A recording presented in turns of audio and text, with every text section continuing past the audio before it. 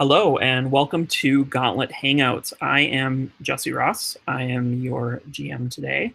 And today we are going to be playing the game Dark Davokar, which is an adaptation of Cthulhu Dark in the setting of Symbaroum. I'm joined by an amazing cast of players today, and I'm going to go around the table and have them introduce themselves, and then we will jump right into the game. So, Jim, can you tell us who you are playing today? I am going to be playing Ordelia. My background is that I picked the Ranger class, which is someone that has to do with like hunting and trapping and that sort of thing. I'm a disinherited noble. I'm a bratty young woman, about 20 years old or so, who had a life of leisure and ease and just hunting whatever she wanted until she decided that for her 17th birthday she'd gift herself with a hunt of one of the local peasants, and her father for some reason didn't like that, and thus the disinherited noble. So I've been kicking around the village the last couple of years trying to make it on my own, and not finding that is not nearly as easy as I thought it would be. Awesome. And Harry, who are you playing today? I'm playing Demion, an older man, broken in spirit, but not body. I was a soldier in the war, the Great War that we fought and lost, which pushed us out of our homelands, out to the edge of this godforsaken forest. After the war, I took up banditry. I've done a lot of things I'm not proud of, but I've been taken in by Master Vernum, and I don't quite understand why, and it rubs me the wrong way that he seems like he's better than I am. That's just not right. But it is a home. And I have to admit he knows some things. So for now, that's where I am. And I gotta say that this last Ordelia, she just needs to pull herself up by her bootstraps and get to work. She's lazy and weak. Nice. And Gerrit, who are you playing today? I'm Tellius.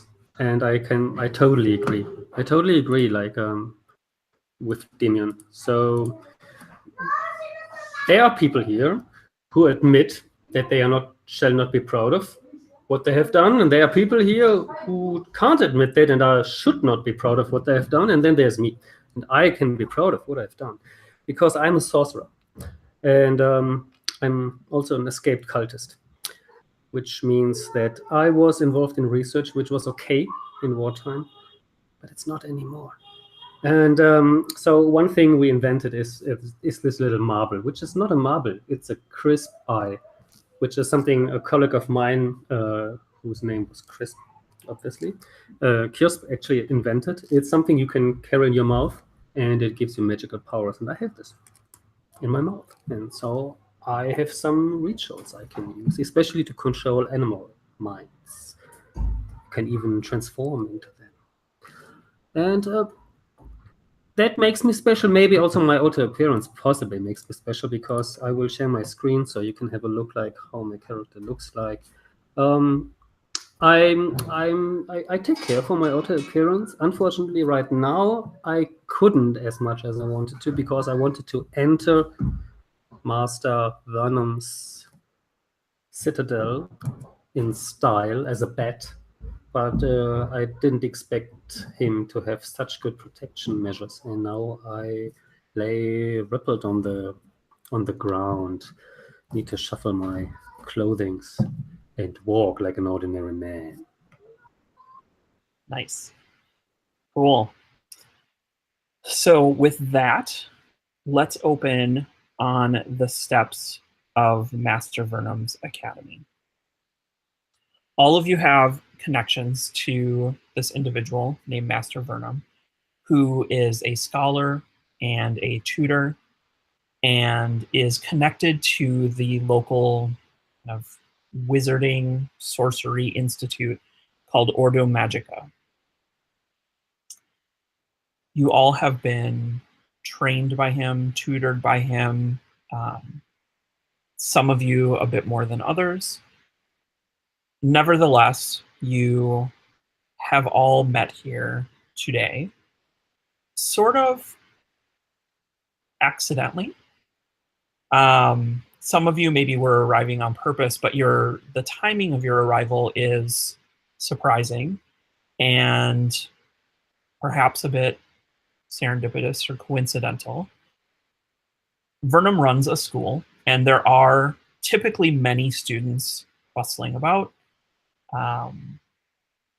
taking in new skills, training with one another, and yet today the institute is empty, save for one woman who greets you at the door. Her name is Espetha. You all likely know her. She is the apprentice of Vernum, his closest confidant. She's young. She's in her 20s, but she's more than capable. However, when you see her today, she is pale and nervous as she answers the door for the three of you. She greets you with a, "Oh, I'm sorry, but you probably shouldn't be here today."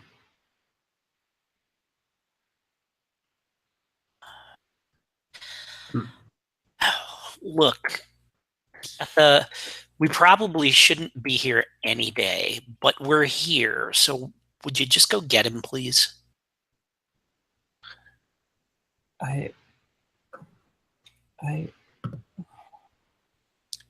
don't. You don't. Use your words. I think I should just bring you up. Thank you. That wasn't so hard, was it? She's really jumpy.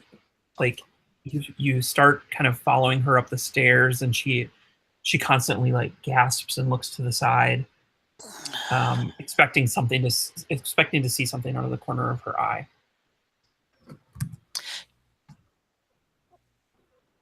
Do you mind if we take a moment just to describe what everybody looks like?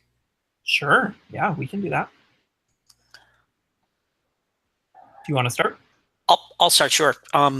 So I showed up at the door with a like a gigantic Irish wolfhound with like a spiked collar that I just kind of wave to the spot next to the entrance, and it just sort of curls up outside the building to wait for us. But I've got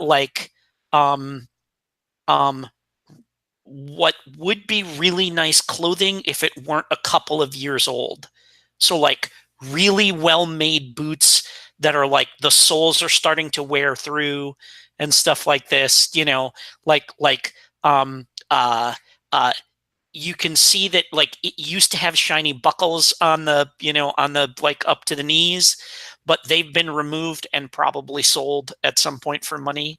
And like I've got like a nice silk shirt on, the button, the nice brass buttons of which have been replaced with simple wooden buttons and stuff like this, and maybe like a leather vest.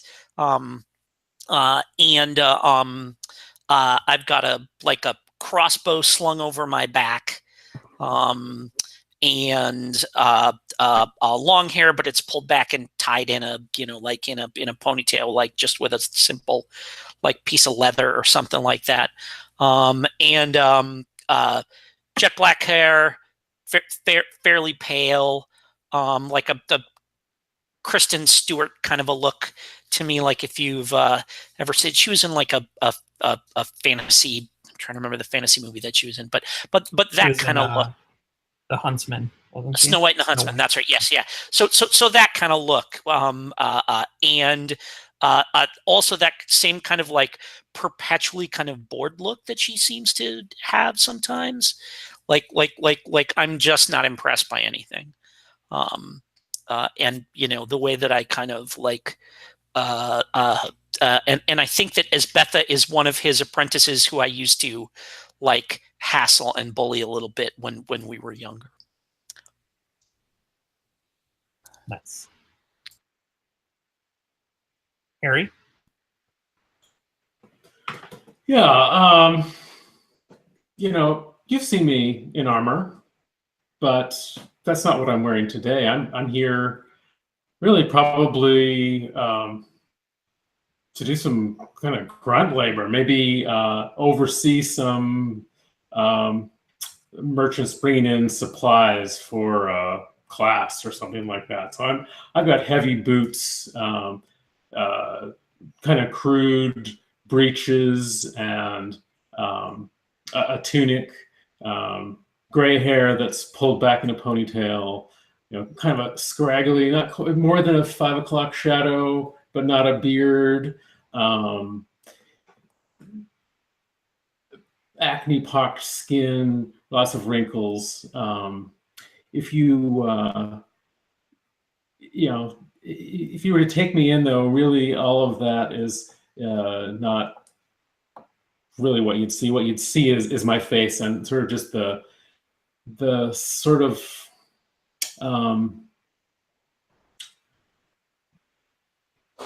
there was a word that I had and I've lost it now, but cynicism or disrespect toward these fancy people who all the rich students and the people who had this easy life.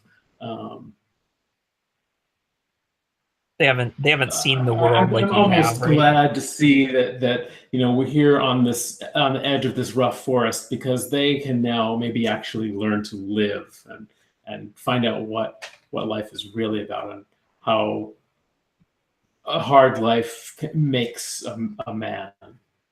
Nice. Talios. Well, you have seen my appearance to a good degree already.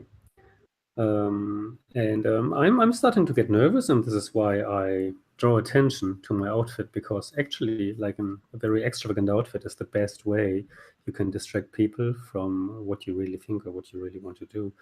And that nobody is around here, that it seems to be such an empty place, makes me very nervous. So I try to attract a lot of attention to my outer appearance and show my rings and my amulets and everything what could look magic, but actually it's all nonsense for sure.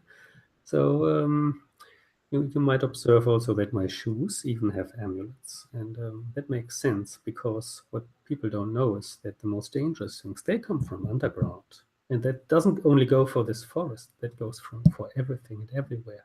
The small animals are also the most dangerous stuff, and it's not in the air, it comes from the ground. So I try to extend my senses while we walk through this hall, which I assume we will do soon, to see like if there's any animal I could attract. If no people are around, are at least other living beings around? You sense a distinct lack of anything, actually. Normally there might be maybe small rodents scurrying in the halls, or a cat or two wandering around looking for said rodents. There's nothing. It's silent, completely silent, in fact. As you... fake wolf go ahead. Next to me. Yeah. Oh, the wolfhound was left outside, wasn't it? Yeah. Yeah, no, I'm not bringing that into the house. It's like I said, it's curled up outside the house. Better so, yeah. It would get nervous, as I am. Well, it would eat whatever it could get its face into, so that's why I leave it outside.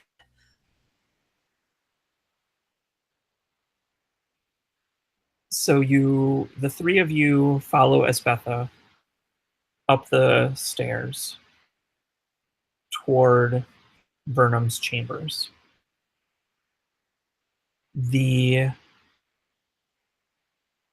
Despite the stillness, this is a cozy building. This is a place of comfort and of learning and of knowledge paid for and knowledge freely given. Let's see. Ordelia. You follow Esbetha up the stairs, and though you didn't maybe enjoy all of your tutelage, you see a small memento on one of the walls. Something from your time together. What is it?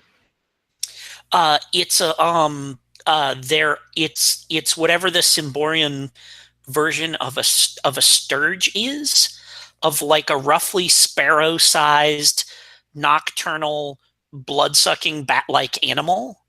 Okay. That he had that I like when I was like maybe 12, it was like one of the first things I shot out of the air with my crossbow, my little like practice crossbow. And I very proudly brought it to him, like, because it was a magical creature and I knew he would want to study it. And he actually like had it preserved and mounted, and it's like on the wall, like he would have like a kid's drawing up on the wall. I think actually this little creature, this small bat that you killed, I think when you brought it to him, it was maybe not totally dead yet. Oh, okay, sure. Like you injured its wing, and you brought it to him, and he realized that it couldn't be healed. And he showed you how to efficiently dispatch it. All right. And then he walked you through the steps of removing and preserving the skin and setting it up for mounting. Oh, that's awesome. He taught me how to make a trophy. That's fantastic. He did. Yeah. And he offered it to you as a reward, and you decided to give it back to him. That's totally legit. That's totally how that would have went down. I think I would have said no, you keep it, and then went off to get my own. Yeah, that's super cool. So Talios, your time with Vernum was quite a while ago, right? It was quite a while ago, yes. What is one kind of treasured bit of knowledge? Maybe a type of artifact he helped you learn to make, or a particular memory of your time together that has stuck with you through the years? Oh, look at this. My glasses. We made them together. And I couldn't properly see anymore after an accident occurred, like an experiment got terribly wrong. And so he was the only one who cared. And because, well, it was his fault, and actually, but like this could have happened to anybody. I didn't blame him. So we stayed friends, not only professionally, but got close. And making this was like taking a week or longer. Actually, like we worked every night, and we included a smith and everything. And in the end, it was one of the most brilliant artifacts I ever made. It was half his work and half mine work. It feels good to wear it. I can properly see through it. I need it. I wear it all the time. It doesn't have any magical powers. It's glasses, but they are extremely good and very light. Nice. I think in the course of making them, he was teaching you how to grind the glass, and his hand slipped. And he actually badly mangled 2 of his fingers. And at one point had to have them amputated on his left hand. It wasn't strictly because of the work that you were doing, but there was an infection and things got bad and he had to have them amputated. What was your reaction to seeing his injury? It's all just flesh and bones, aren't we? And I immediately, when I saw that, I remember that moment. Immediately when I saw that, I thought this is the idea to manifestate our friendship in a very special manner. So he lost 2 fingers. We mummified them. One he kept, and one I have with me. Look at this. And So you'd keep that token with you? I have it with me, yes. And yeah, maybe one day it will help me if he is in danger, that I can identify him, or if it's really him.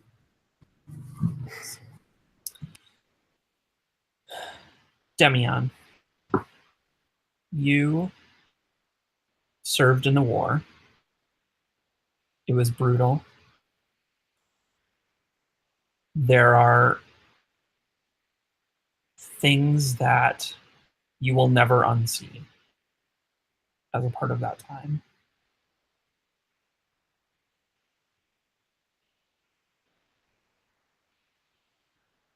What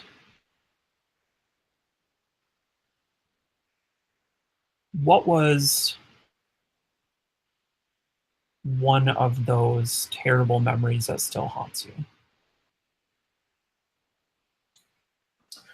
Well, the thing that really scares me, and it's part of what binds me to Master Vernum.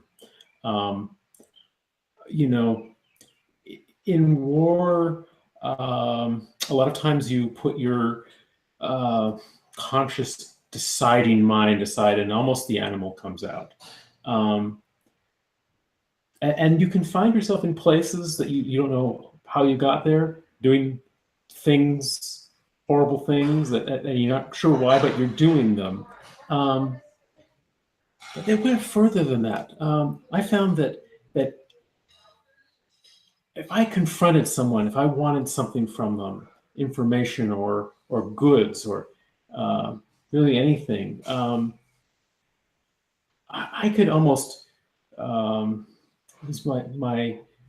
This is totally metaphorically speaking, but it sort of felt like my shadow would come out of my body and grow larger and just really overwhelm the person. And I could make them do my will. My will could project and drive into another human being. And when I was doing that, I was really almost not in control of myself. This is how Master Vernum came to know of me. The word spread, and he came to me, and he's helped me calm this and control it and try to regain some sense of myself. So that's the worst thing, is when you lose yourself. Nice. Good. The 3 of you are following Espetha up the stairs. You come to the landing just outside the door of his room. And the door is ajar. And you can't quite see into it yet, but sitting in front of it is a tray and plates dropped and shattered on the floor. A glass of wine has been spilled. Some small pastries litter the ground. And Esbetha pushes that out of the way with her foot and goes to open the door and says, "Don't mind that. I was shocked. I don't know that you should see this, but This better be worth all the suspense, Esbetha. I push my way past her. What are you talking about? What's wrong? you step into the room. You don't even step in the room. You push the door open, and the ground is just awash with blood. And suspended in the center of the room, like a side of cattle at the butcher's, is a body hung from its feet. Every bit of skin peeled off and dropped below it. How many fingers? It's missing 2 fingers. No.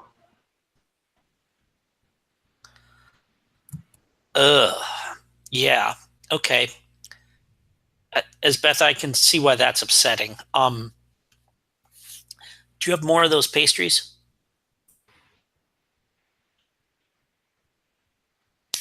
Hey, do you have more of the pastries?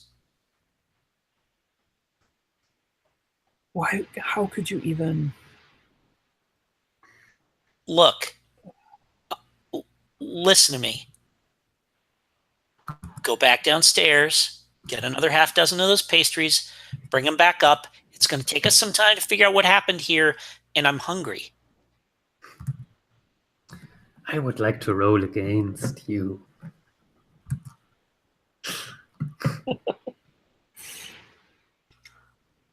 She Archipelago language. This might not be quite so easy. Maybe it is. Sorry. What are you trying to do? Yeah, as a player, I'm not sure I understand what's happening. If I'm not sure somebody might succeed in something, I might ask that I roll against them, right? Yeah, and what do you think that that Ordelia is trying to succeed at? To keep her cool. Okay. Yeah, I think I'm sure she can.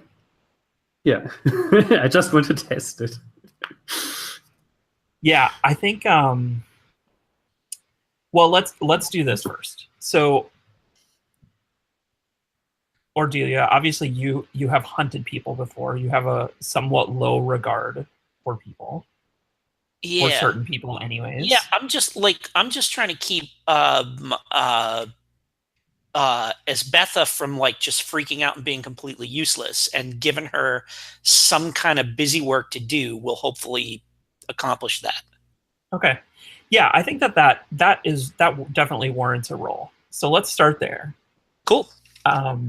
So you are trying to get her to not freak out and to not kind of fall apart at the moment. Yeah, sure. Yep. Mm-hmm. Okay. So you get 1 die for trying, and then does any of your background or your occupation or your background, is that relevant at all? Yes, I'm giving an order to a servant, which, if as a disinherited noble, that is the kind of thing I spent most of the early part of my life doing. So I feel like that applies. Nice. So that would be 2. And are you risking any of your sanity to do this? Good Lord, no. Okay. So you get 2 dice. Okay. So go ahead and roll 2 light dice. So I'm just gonna use the ones that are on there, and I'm gonna click them both and click reroll. Yep. I've got a 6 on one of them. I got a 2 and a 6. Okay. Okay. Do you still want to try to make that fail, Yes. Gerrit? Because Yes. okay, so I you're will going to have to reroll- roll a 6 then to make I this reroll the happen. green die. Okay. And I roll a 6. Oh, nice. Okay. So the way that this works is in a tie, the one with the most corruption wins. And I believe you have more, Gerrit, don't you? I have Yeah, 3 corruptions, but it's sure. not really me, right? It's more does. like it's not like a competitive role that I roll against, right? It's just that I ask for competition. Right. So is that more like that you decide how much corruption the story has at this point in time? So I would say it's lower. Okay. Yeah, fair. Okay, fair point. I would still say in the case of a tie that the one with more corruption would get it. So so if the goal here was try to keep her from melting down, she is definitely going to melt down and she is not going to do what you want. Okay. So I think you tell her to go and she just drops to her knees. Okay. And she's just like, she drops in front of the tray and she's like looking at the pastries and picking it up and like looking at the shattered glass from the wine. Like I sigh and I shake my head. And like, are any of these pastries not just like covered in blood? They're not quite covered in blood because this happened right outside. This happened outside the door, okay. but they're not really, they're not edible. You do not want them. Okay. All right. Oh, because they're probably like got like bits of glass in them and stuff like Right. this and all that kind of crap and everything. Okay. All right. So like I roll my eyes and say, and I say, I don't know what he ever saw in you in the first place. And just clomp into the room, splat, splat, splat, splat, boots in the blood, and just walk up to him and just kind of start looking the body up and down. Okay. Does it look like can I see like where there's cuts, or is this some kind of like magical crazy that made his skin just slough off? No, this is the work of a person's hand. Okay. It is obvious. I mean, given the kind of experience you had with him and learning how to kind of taxidermy, like this is the work of a hand. Yeah. So I walk up and like I kind of look the body up and down, and I like make a like impressed, kind of a low impressed whistle, like a whoa. And I look at Demian and I kind of like 2 fingers, like, check this out. So, Demian, how are you feeling about this right now? This is a person you saw probably just yesterday. Yeah, this, first pushing my way into the room and just seeing the blood, it's almost like brings me back to the atrocities that I've been involved in. And it sends a shiver down my spine. I almost go into an automatic mode of reaching for my sword, but I don't have a sword. And then I'm scanning the room, looking for who might still be in the room and jumping out, which is a ridiculous thing. I'm not wanting to go near the body, though. I'm sort of stepping back, reeling maybe toward the window. Did someone escape through the window? And then I just have to pause for a second and get my calm myself, get back into me. So here's what I want you to do. I think that this is probably fairly disturbing to you, right? And Absolutely. in the case of seeing something disturbing, you need to make a corruption roll. So just roll 1 die, and if it rolls higher than your current corruption, then your corruption goes up by 1. All right, I'm rolling the purple one. Reroll selected. Come on. I think it rolled a 6. So that's obviously higher. That is higher. Yep. So it goes up. Yep. So your corruption goes up by 1. Okay. So I think this like kind of force, this shadow that exists within you, reaches out and pulls beyond your control in a way that, in conjunction with kind of the blood and the war and the feeling of needing to grab your sword and it not being there, like you sort of momentarily lose control. That control you've been working so hard to gain over this thing that is a part of you. And it reaches out, and you get this kind of wash over you as you have this sort of connection with the body in front of you. And you catch this glimpse in your mind of him being happy. You see him alive, and he is smiling, and he recognizes someone, and he says, "Oh, you're back so soon." And before he can react, there are hands around his throat, and the life is being squeezed out of him. And then you're back. You're back in the room. I almost feel like I feel it. The air has been squeezed out of me. I need to take a deep breath and brace myself against the wall. Old man, you need a minute? You want to step outside and get some air?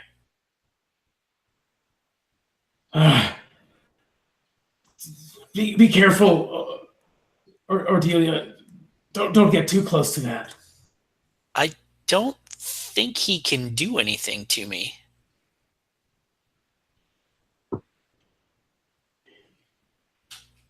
Are you all right? Just give me a second here. All right.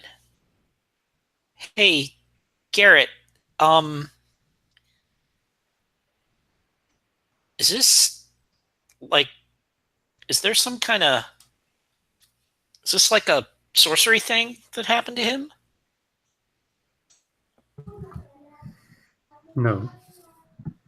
Is he missing any organs or anything like that? Has anybody cut anything out of him besides just taking his skin off? How much do you look, and would you know? Oh yeah. I think you would know. Yeah.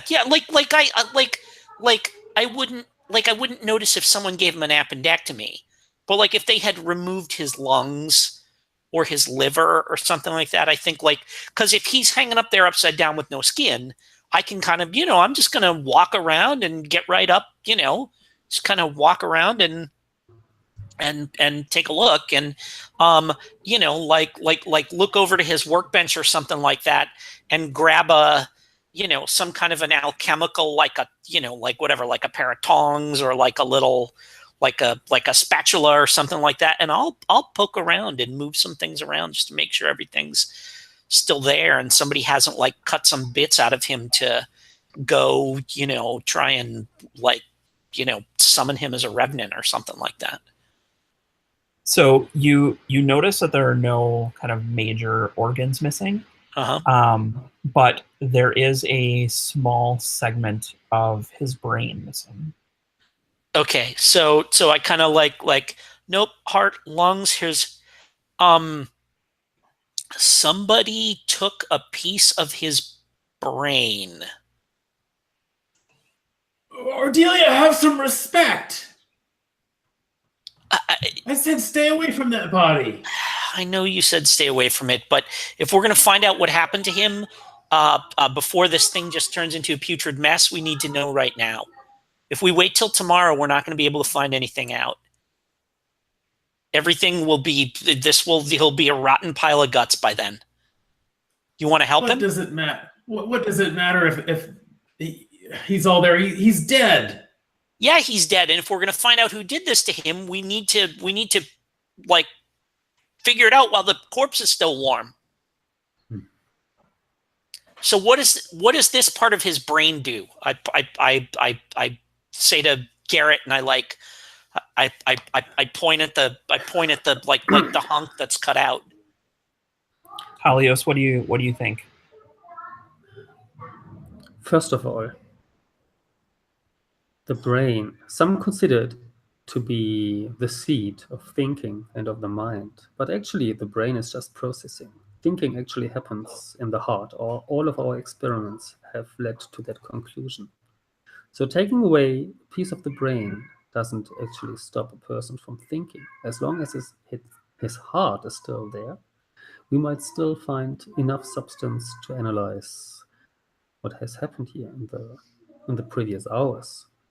But more importantly, murderers, and we all know that, tend to return to the place of their crime. Or they stay. They stay. Maybe they are still around. And who returned first here? It's the three of us, plus this servant.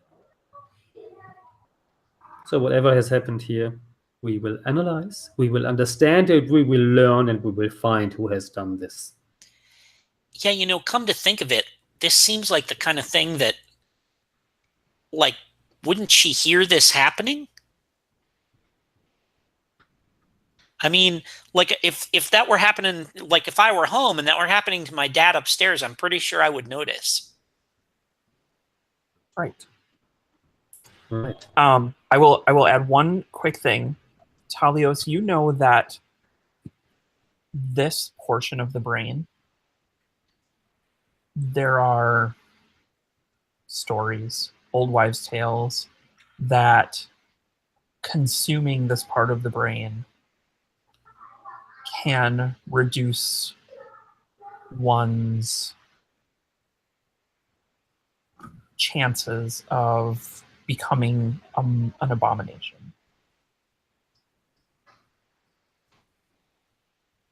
But that's just a story people tell. That's not true. Well, there has not been significant evidence for that, but it's what people tell each other. Right. I for sure let the others know. And now I think it's time to interrogate the servant. And so I think I make a quick move through this bloodbath, like ripples of blood following me. And then I push the servant. What's her name again? Espetha. I push her against the wall. I come very close to her. And she says, "Shall see my crisp eye."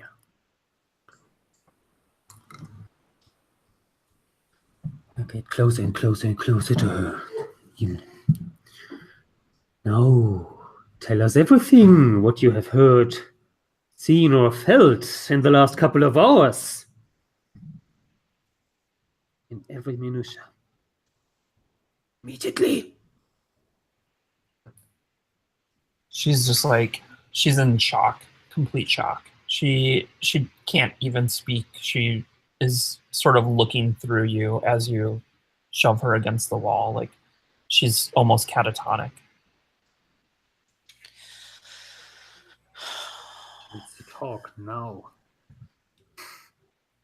I'm getting angry. I don't understand why she's not talking. I told her to talk. How much do you want to push this? As hard as I can. Okay. I think that's a roll then. Yes. So you got one for trying. I will just use one die. Oh, I think You're I getting take physical. I'm going to intercede. Yeah. I roll one die, and the good thing about these rules is I can roll again if necessary. Cool. So you guys are rolling off then. Demian, what are you using here?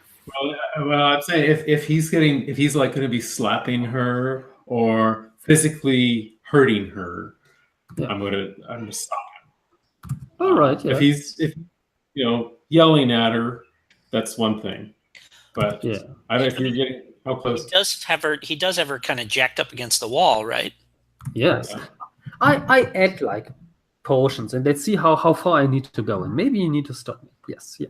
Yeah. So you can roll against me. That's and I get a 5.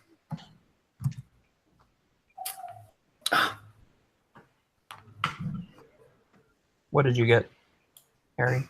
Let me roll. Oof. 2. I don't need to go so far. Do you want to re-roll that, Harry, or are you gonna let him go as far as he wants? Well, if he's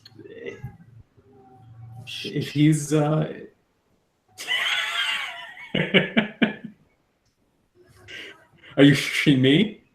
Yes. Okay, all right.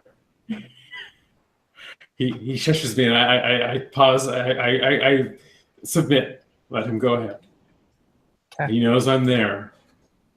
I'm forcing And her what to does- look at the corpse, turning her head against her master.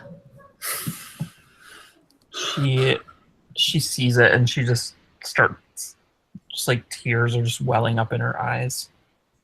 Why did she do this?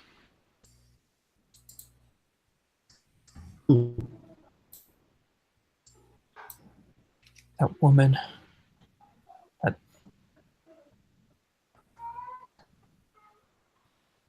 What Thing. woman? Yes. You hear the There was question. There was an elf woman here, and he let her in, and I said, well, I let her in. I let her in, didn't I? I let her in. And then she left. Where'd she go? And then she came back. And then he was like this. We're gonna need a name.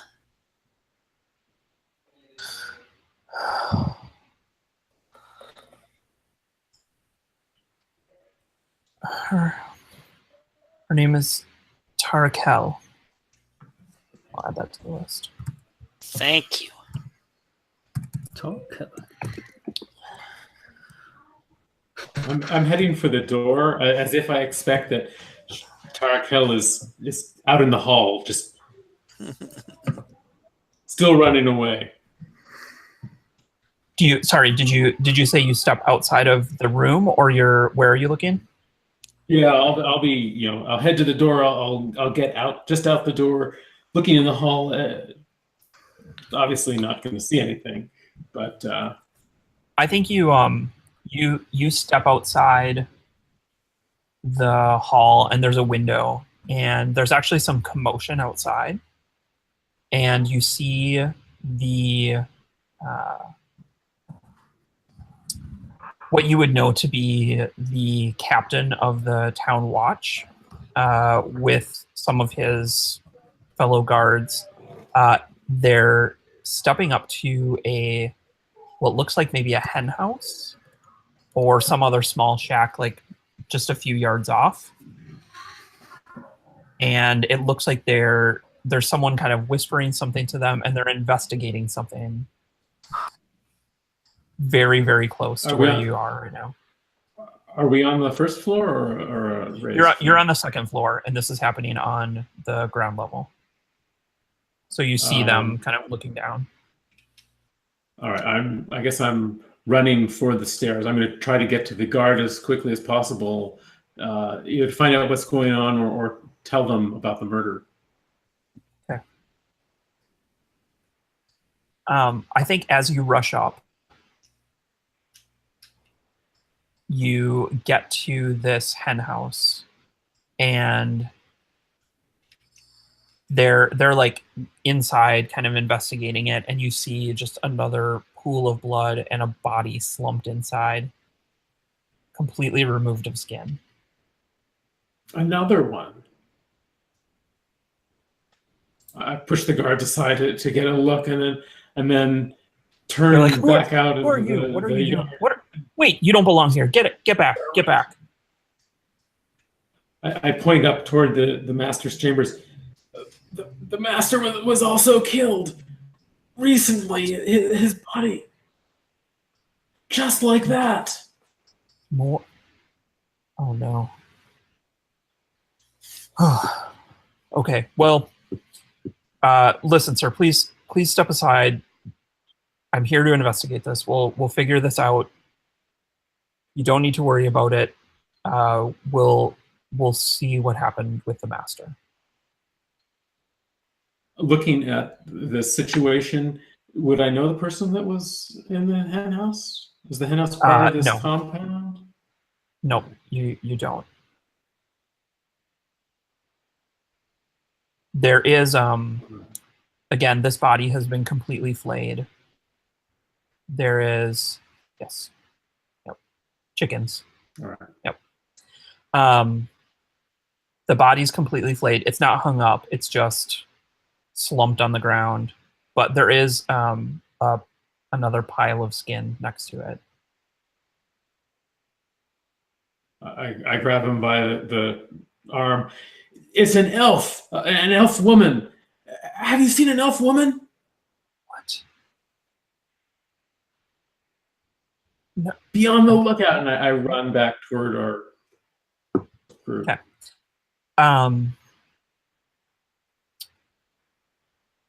So outside of Demian, which of the two of you would have been most likely to have had an encounter with Master Burnham most recently? Yeah, probably Ordelia. Probably, yeah, because I think we established that Kalios, you've been gone for a while, right? You haven't seen him in a while. I hadn't seen him. If there's no magical connection to my other wizard school, I wouldn't say so. Okay, Yeah. sure, yeah. So I think Ordelia is just sort of looking around the space, maybe trying to figure out what's been going on, poking at the brain cavity, and you notice something very odd. When looking at the shreds of skin underneath you, which are covered in blood, but there are a couple things that jump out to you. The first is that the hair color is wrong. Burnham had black hair, and the hair that you're looking at right now is kind of a light brown. Okay. So like I kind of like I cock my head, and like and I like I kind of give one of those like oh no, like visible look crosses over my face, and I shake my head because I know like the next thing that what I'm gonna have to do is look like, is this like his laboratory or like just a study, or like It's where just a are study. we here? Yeah. It's just It's a just study. Yeah. All right. Okay. So like I sigh, I like untie my little like ties around my sleeve, and I roll them up to my elbows and retie them at my elbows, and I like reach down and I pick the skin up by the heels, and I kind of like standing back like this, I hold it up and I kind of like compare it to him to see like, does it look like it would fit? Is it the same height, or is it actually different skin that's here in the pile than the skin that came off of him? Yeah. So I don't think you even, maybe you go that far. I don't know that you have to even go quite that far. Okay. As you are starting to kind of pull the pieces apart and look at it. I just like the image of that, of Mike kind of going, oh no, that's actually 6 inches taller than, okay. And then like whump, and then I let it drop back down again. Ugh. Yeah, the height is off. Yep. to, and this is what really stands out to you, is that this thing has pointed ears. Oh, okay, yeah. It's and no, you know, and probably like no chest hair, no pot belly, like I'm right. All this Yep. kind of stuff and everything. Yep. And clearly female. Yeah. Oh, yeah. Well, that's a definite. That's a giveaway. So Talios, like assuming Talios is still kind of like and on the edge of the room there, I kind of turn and I say, this is not his skin. This is skin from, I think she might be walking around wearing his skin. Is that a thing that you can do? What? I think when you hold the skin up, like Espetha sees this, and she's just like, she just starts screaming. What? Yeah, good. Get it out. Get it out. Yes, let it out. That's good. That's good. Yes, good. I think I need to stop this screaming now. I have this anatomy school. I knew this grip, how to knock somebody off quickly. Oh my God! Please, yes, go right ahead. Yeah.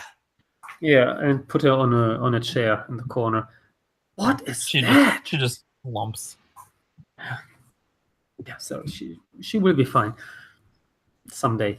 What is that? So that's this elf skin. Yes. I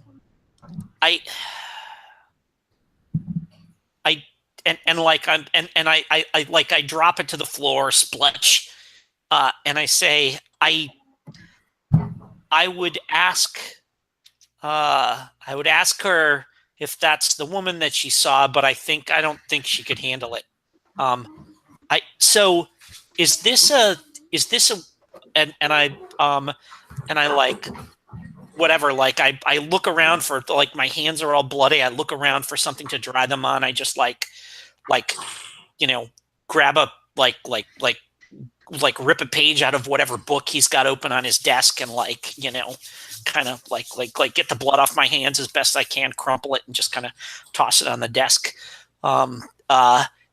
So is this a what the hell is this? What kind of crazy magical shit is happening here? I think we should figure out. Well, as soon as possible, because whatever is going on here, it might return or threaten other citizens. So, are there? Wait a minute, and like I kind of like go, hang on, and I walk to the hall, and like, are there not like bloody? There's not like bloody footprints leading out of this room? No, neither. How the hell did she get out? Well, I would say just what I was saying. Murderers tend to return or never leave. I think it's time to investigate this place a little bit closer. Okay. And I think I should start. I think I should start a ritual to see if there are any spirits around here I could eject of wherever they are in. Nice. So exorcism, eject a possessing spirit. And whatever had happened here, there is a good likelihood that it caused unrestful spirits to appear or to come closer. I want to eject and not necessarily exorcise them, because maybe I can question these spirits. Let's see how this goes. Cool. So before we jump into that, Damian, where are you right now? Did you come back into the academy? Yeah, so I run back toward the academy, and for a second I pause. I think, should I run over to the stables to see if they know anything about this elf woman? But then I think, no, I've got to tell the others about this other murder. So I'm running up the stairs. I get to the room a little bit out of breath. And there's been another skinning over yonder. Wait a minute. So, hang on. So the skin that's in here, it's not his. What? It's the elf woman. No. So How could she have escaped without her skin? That doesn't make any sense. It's not her skin. She's okay. Now this is just a theory, but I think she's wearing his skin. For a second, I come over to you and grab you by the throat. Wait, you mean he's still alive? And then I realize the implications. What? No. Oh. So like you grabbed me by the throat, you said? Like by the the okay, sorry, not like a yeah, straight. I did not try to choke you. Like sorry. just to like whatever, like grab my lapels kind of thing, like that. You're saying he's alive? Well, no, he's dead. That's dead. I say, pointing at the body hanging by hooks from the ceiling. She took his skin off and took her own skin off. And I think she's wearing his skin, which Talios, back me up on this. What else should I say? This is the most probable explanation of what has happened here. But let me focus now, all right? He's going to do some kind of wizard thing. So we should go downstairs. And, oh my God, we should see if the skin that's downstairs is his. Come on. Let him. He needs space. Let's go. And I kind of do that thing where I grab you by the arm and just kind of like direct you back down the stairs, assuming you're willing to come along. Like, I'm not going to force you or anything, but I'm just kind of I'm literally like a kid dragging you to see the cool thing. Nice. So I think that the two of you are going down to the hen house, and we'll address that in just a second. Talios, what does this ritual look like for you? Usually I would sit down with legs crossed on the ground and embrace the world, touch the ground, touch the sky, and be one with all elements. However, with this blood below me, I don't actually want to touch the ground, so I take a pillow from somewhere and sit on that pillow and just touch that pillow, because I don't want to get in touch directly with the blood. It could interrupt the whole ritual and not show me the actual spirits.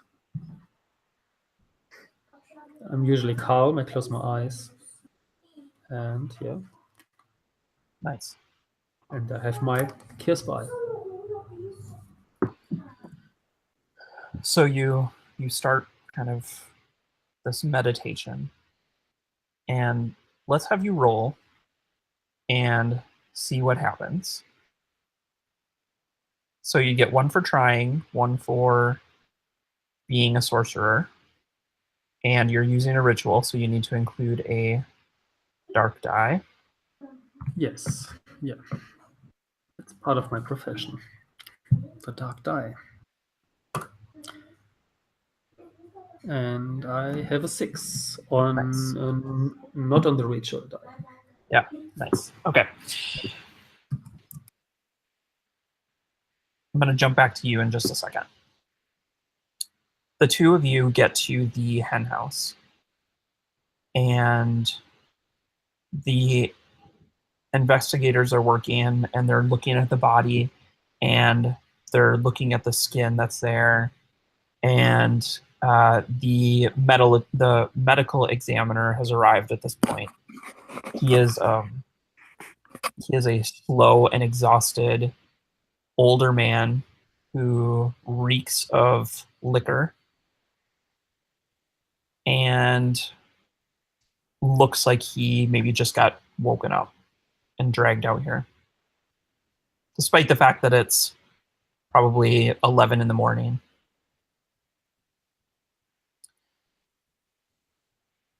He comes up and he's like, well, looks like we have another one. And this skin here. Yep, that's okay. Let's load it up.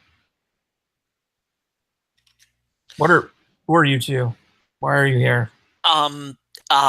Before you take that away, can we just look at the skin?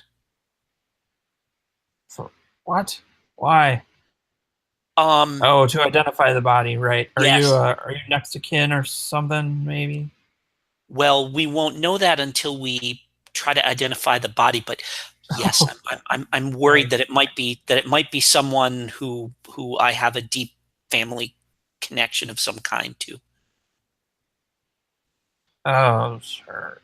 One of the guards is looking at him like, that doesn't seem right. But he lets you do it anyways. And it's a older man's flesh. It is not Burnham. Okay.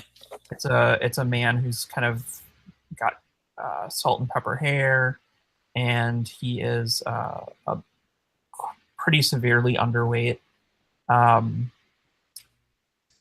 and looks very dirty, and like his hands and knuckles are bruised as if he was kind of a laborer. The body is a woman's.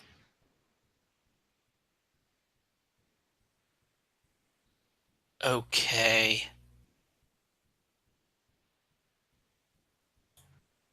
Okay. You can tell if it's an elf. It looks to be about the same height as the skin that you held up. So it seems very likely that is the body that belongs to the skin under Burnham. Now I'm really confused. I say that out loud to Demian. And turn back to the medical exam, like almost as an afterthought, turn back to the medical examiner and like, oh no, such a relief. This is not who I feared it would be. It's just some nameless peasant. Thank you so much, sir. I stand on the other side of the medical examiner, across my arms. It's a friendly posture, but it's also I'm making myself large next to him. I'm looking at the body. You said this is another one? Does that mean there have been more of these? Oh yeah, are you missing someone? Maybe you should come down to the garrison and check out some of the other bodies. This has been going on kind of. There have been a few now, and one of the guards is like, stop. I was like, just come down to the garrison, and then you could see if one of the other ones is your beloved. I don't talk to him. I talk to you, Cordelia. I address you, saying, "How long has this been going on?" I shrug and say, I just got here. Hang on a second. And I just brazenly walk past the guards, right up to that body and look at the head. Is it missing that same hunk of the brain that he was missing? Yep. And I look back at Demian and I nod knowingly. And then come back and with a serious look on my face, and I say to the medical examiner, yes, perhaps we should return with you post haste. There's no need for you to be here any longer. Certainly, I did, and it was very gallant of you to get out of bed at this late hour to come here so quickly. Oh, thanks. That's my job. Yes, well, we would certainly accompany you to your morgue. So I think let's cut back to Talios. You do this ritual. You sort of take in the space and try to draw any entities towards you. And as you do so, you feel a presence, but it's not immediate. Like there isn't anything sort of in the immediate vicinity, but you feel this kind of calling, this sort of voice that feels like it doesn't belong. And it's whispering. But it says, "I'll teach you. I will teach you."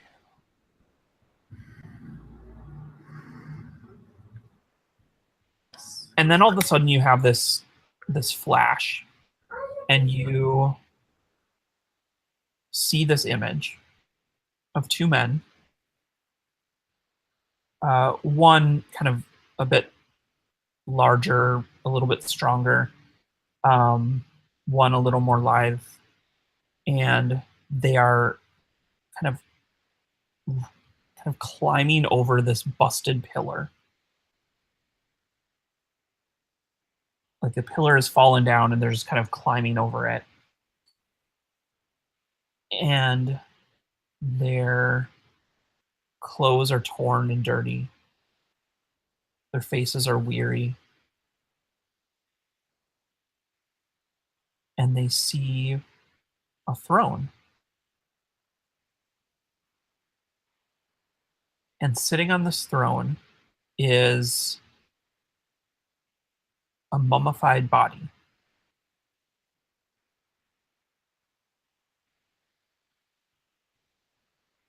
But it doesn't have a head. The head sits in its lap. Kind of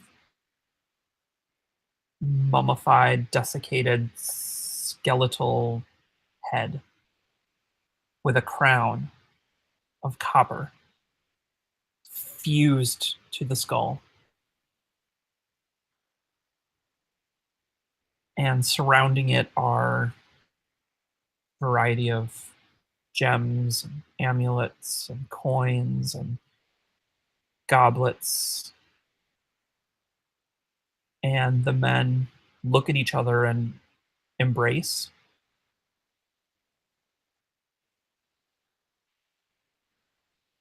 And then you see the larger man holding this head in his hands.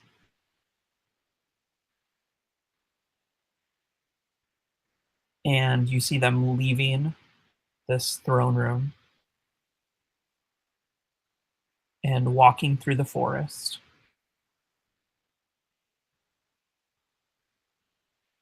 And the head, the skull in his hands, you hear it whispering.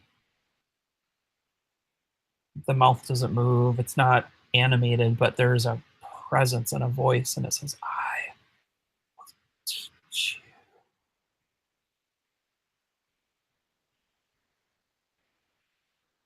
And you feel swept back into your body.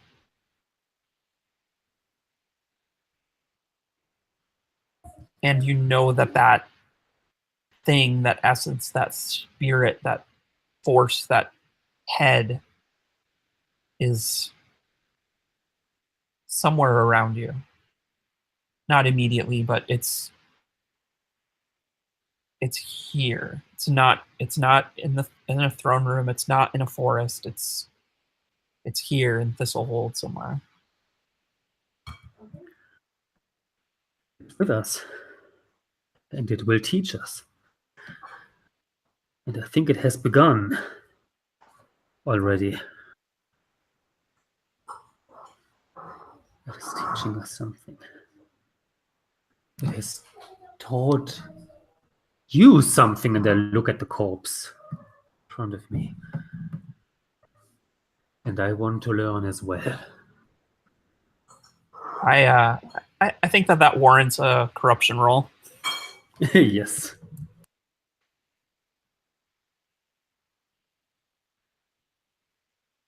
Proper 6. Oh. So that brings you up to 4? 4, yes. Okay, cool. Okay, I think we should. Why don't we break for 10 minutes here, and then we will come back. Cool. See. And then we will be taught.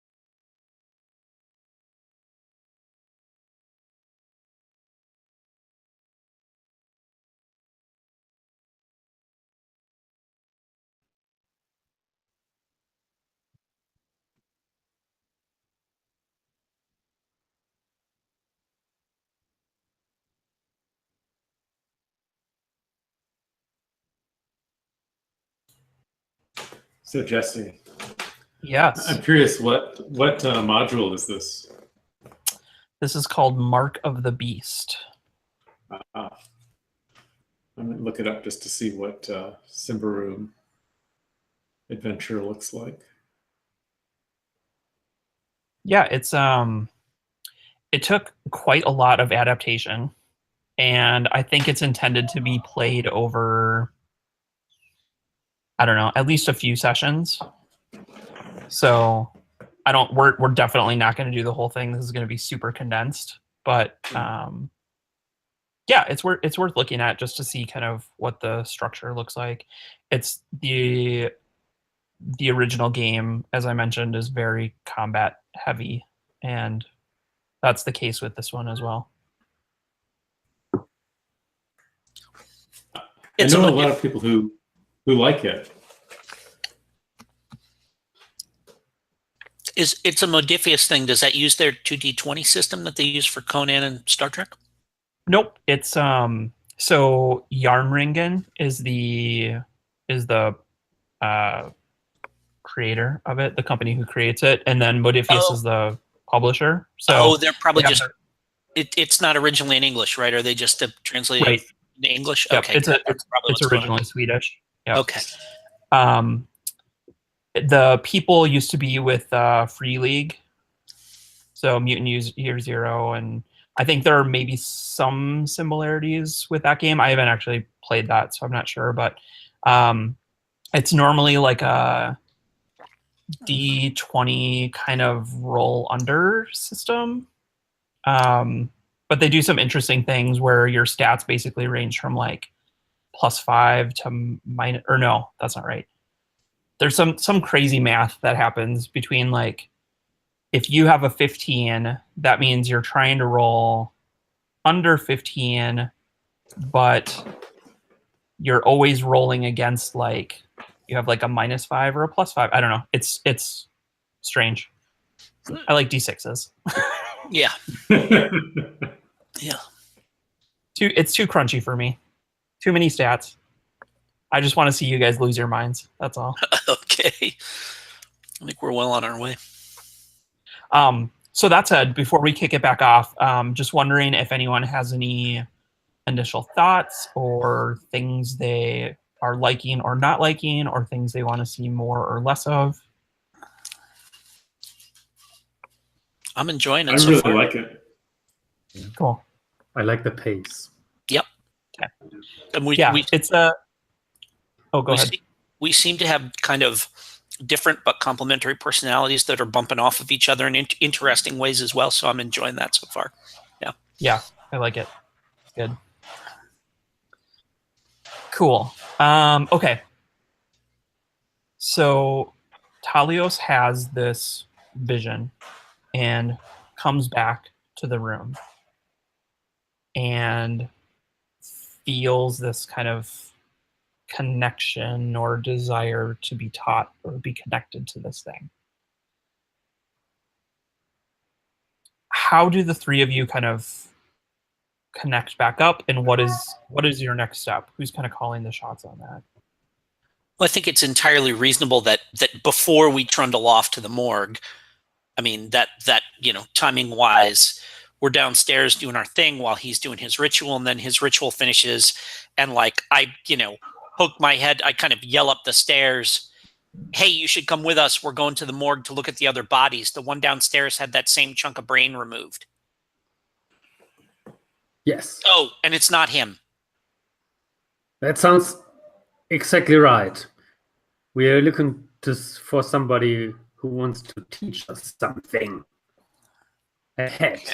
And I think it's very active, and every minute we come too late, it could be too late for. I'm more concerned about the reward that we're probably going to get for finding who killed him. But sure, that's if you want to learn something, great. We're going to the morgue. So when you come down the stairs, Talios, and we meet up, I say, friends, think about it. We're not going to find the killer in the morgue. If they took the trouble to get past the master's magical such barriers here. They must want something in the school, in the academy. I believe the killer must be here.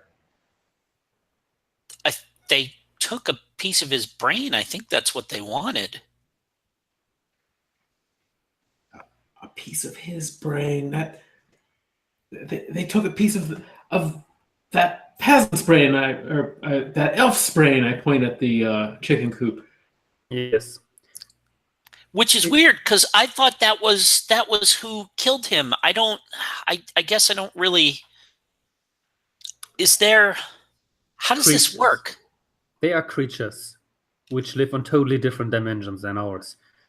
This creature moves in a way not understandable for our kind of thinking. It's not walking from left to right, up and down, and forward and backward. It moves through a different dimension. It's a complicated concept. I will explain it later to you, but it works like this. It moves from body to body. And we need to find it before it consumes somebody else. Let's go to the next sign of its interception into our reality. Fast. Okay, what? Where is that? So that's not the morgue? It's the best sign we still have, right? So let's go there. Yeah. And I look to yeah, and I'm like, well, let me get my sword. Go on then. Yes. Please get your sword, get your armor. Like if you have a couple of big, strong buddies that you can bring along, bring them along. And I give a suddenly I'm reminded. I give a quick little whistle, and my dog trots over to join me. And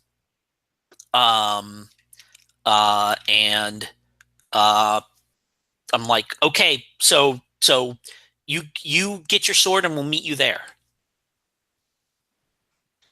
Nice. So let's cut to the morgue. Perfect. You run into the medical examiner who brings you to the bodies, and you very quickly see one, that there are 4 other bodies there. 2, they are all completely flayed, no skin on any of them. There is a pile of skin that is sort of placed next to them. And 3, they have all had portions of their brain removed. All right. So like, we kind of walk through all of that, and I say, okay, how do we figure out where it's going to go next? Can you do some kind of whammy on these corpses? I'm afraid it's not that easy. Every time I enter other spheres, which are constantly around us, I bring myself into danger. And I'm already at a point where I'm skeptical if I should go any further steps. Maybe we can also rely on your skills here. Talking, demanding, commanding. Okay. Signs like where these bodies were found, like that we can trace them on the map or something, so we can see like where the creature has moved or the thing. Okay. So I walk out of the morgue and into the medical examiner's office. I just kind of go up to him and I say, well, again, thank you for your gallantry in coming out, and I'm very impressed that that you seem so collected with all of this horror going on around us, and I was hoping that you could show me where the bodies were found, because we're all of us, of course, are worried that this is that somehow, because the master was killed, we might be drawn into this somehow, and you're the only person that can help us figure that out. Oh, that's a mighty kind of you to say. He like takes a swig, and then realizes you were looking, and then sort of like puts it away. And like he starts to put it away, and I'm like, whoa, wait, what is that? It's just a. Well, is it any good? You want some? Is it any good? I mean, it does the job. That'll do. And I take the bottle from him, and I just throw back a slug of it. It's terrible to you. Yes. Yeah, and I kind of throw back a slug, and I swallow, and I like make a little face, and I say, well, it's not the worst I've ever had, and it'll get the job done. Yes. Hand it back to him, and I say, now, let's talk about where we found the bodies. So, well, they were found pretty much throughout the city. There were a couple here, kind of by the northern edge, and he like pulls out a map and kind of shows you roughly where the bodies were. There doesn't appear to be any sort of pattern, though there were a couple. What's interesting about the map is he had been like kind of marking where things were, and there were 2 X's essentially up on the northern end of town, and then they're kind of scribbled out, and then there's another one placed over there, and then the other ones are sort of placed around the space. What are around the city? What do the scribbles mean? Oh, those were 2 that happened a little over a week ago, and we thought when the third one showed up that maybe they were the same, but these ones were very different. These two weren't flayed exactly. They were completely torn to shreds.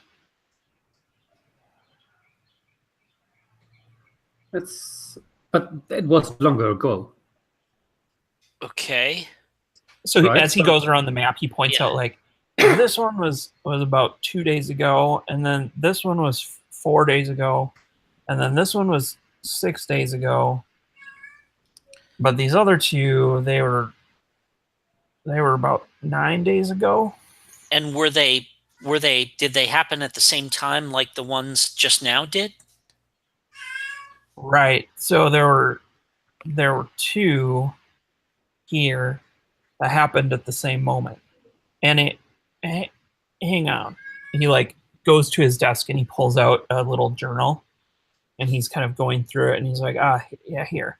So there was a witness at this one, and he said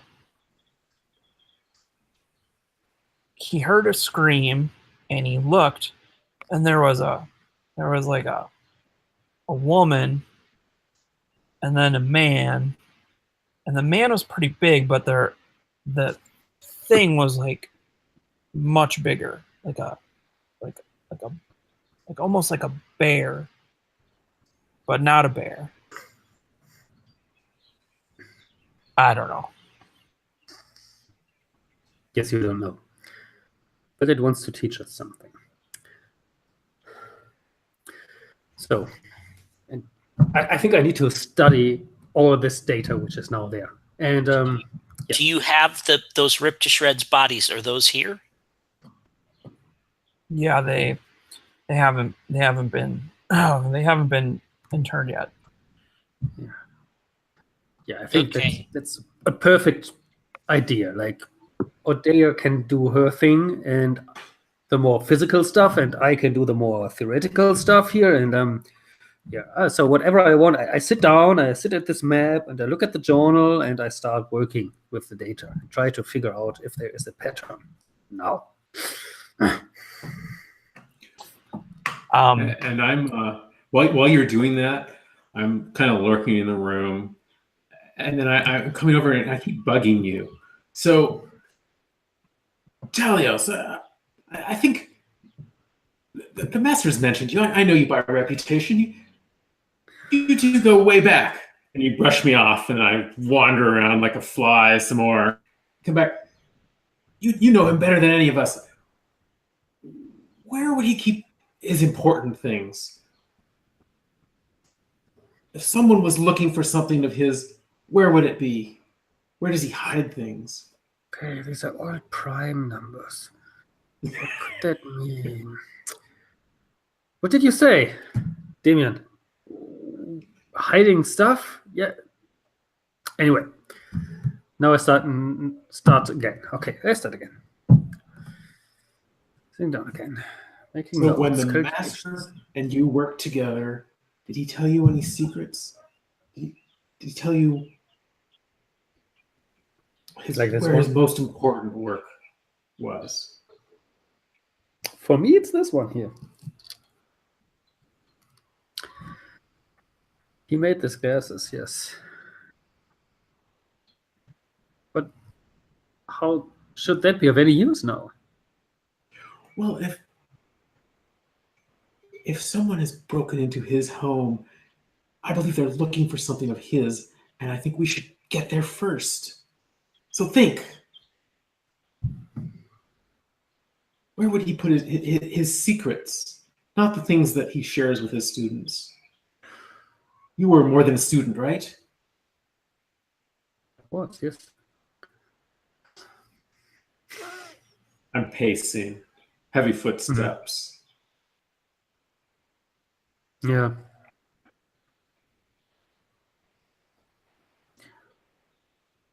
He was able to transform matter in a very interesting manner. So what he liked to do is like he was hiding stuff in stones.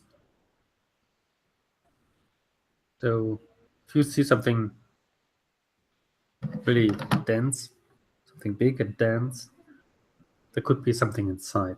That was typical for him. But now let me do my calculations, please, okay?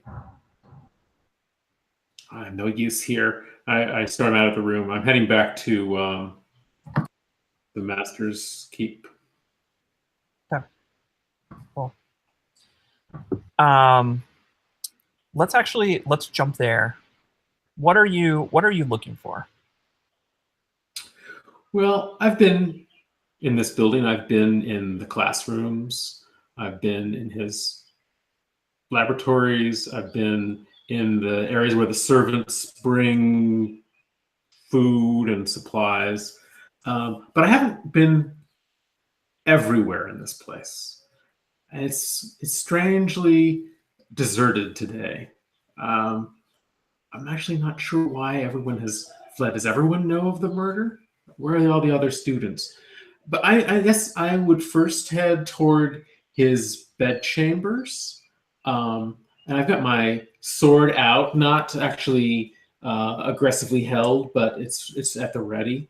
I'm kind of expecting that I might find someone who doesn't belong, and I'm going to interrogate them. Why are they there? I'm expecting I'm going to find the murderer looking for information, looking for his secret scrolls or his magic artifacts that he's hidden away. I'm intending to get there first. So if his bedchambers are up in the tower, I'd be heading in that direction. Okay. Cool. Are you so why are you assuming that, or what is it that makes you think he would have secrets? Like, is there something about your previous experiences with him that give you concern, or is this just coming from a place of it's not so much concern, it's more I have a certain respect for him that I don't quite understand why. So I've sort of rationalized it that, well, he's obviously more powerful than he appears. He's not just a teacher. He was able to help me because he knows things. Well, how did he learn all that? He must know more than just what he taught me. He must know more than what he's teaching the other students here. He was powerful, and powerful people have, well, I think he must be powerful because that's why this creature has been drawn to his school. Nice. I believe that he is the thing that this creature is after. Okay. So you find your way up to his bedchambers. And as you're sort of looking around, keeping watch, being careful, you find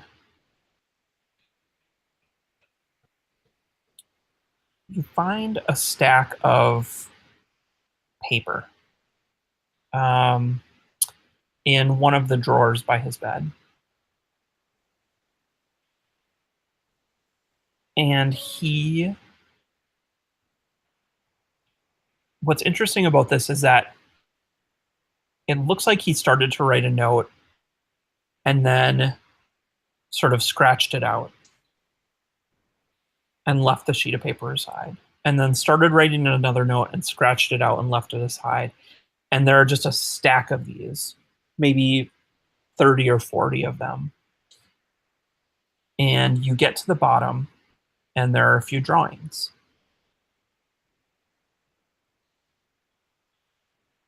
And they are of this mummified head wearing a crown.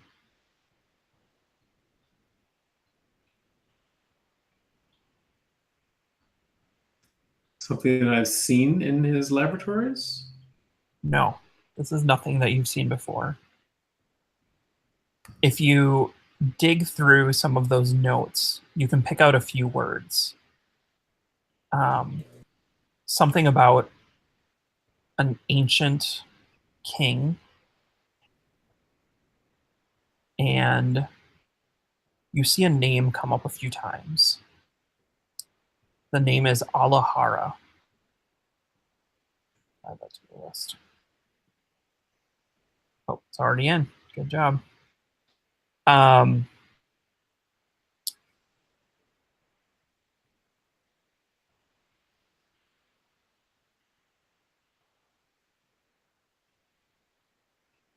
And Alahara looks to be someone who had the skull, had this head. And perhaps was trying to have Vernum look at it or wanted to talk about it. You're not quite sure if it was like a sale or some sort of a deal or what the reasoning behind this was, but all these notes are just scratched out over and over and over again, and then you find this drawing. Okay, so it looks like Alahara met with Vernum, presented the head with some sort of deal, I don't know what, and for some reason Vernum was trying to compose a note or a letter regarding this, and kept changing his mind or deciding not to write it and then starting over again. Right. Is that correct? Okay. Yep. Yeah. Alahara, okay. Is that a name that I would associate with like elves or no? Any? It's just a so the culture that you're a part of is called Ambria, and it's an Ambrian name. You've heard it before. It's like a, I don't know. It's a common, somewhat common name. Gotcha. Okay. So let's jump there. I'm curious as to what Ordelia has been doing this time. So having the old guy stormed off, and the crank is sitting in the corner talking to himself. So I'm gonna sit down with the medical examiner and go over his notes, and so what we have here is a predator who's going around the city, and I gotta start to think like I'm like the city is a forest, and I'm hunting something, and I'm hunting it by like its hunting grounds and the prey it leaves behind and stuff like that. And so I'm wanting to like sit down with him and go over like who got killed, whether they have anything in common, like whether there's like it's different parts of the city, but is there something similar about those parts of the city, and whether like the Master Vernum like is part of a pattern, or whether there's something like it seems like it culminated here, or like what the connection between all the victims is. Mm-hmm. So what you discover is that most of the victims were essentially like very low class or easily vulnerable people. Okay? Like one was a dancer at one of the entertainment locations. One was like a chimney sweep. One was a treasure hunter down on their luck. Like these were people who were easy to pick off. Sure. Okay. Vernum does not fit that profile. Okay. So this seems like something that was leading up to him. Although, like, if it's wearing their, and now I guess the question arises whether these skinned bodies that they found, whether the skin actually matched the bodies that they found the skin next to. Do I have any way to like figure that out? Yeah, I think you do some of this work. Yes, yeah, and, sure. And the skins essentially all match the previously found body. Okay. All right. So this is starting to make sense now. So something is out there walking around as Vernum. So we need to the first thing we need to do is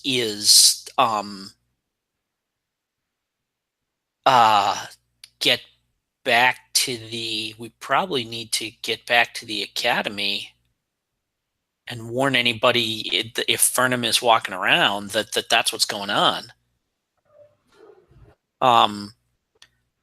So having processed all of that information, assuming that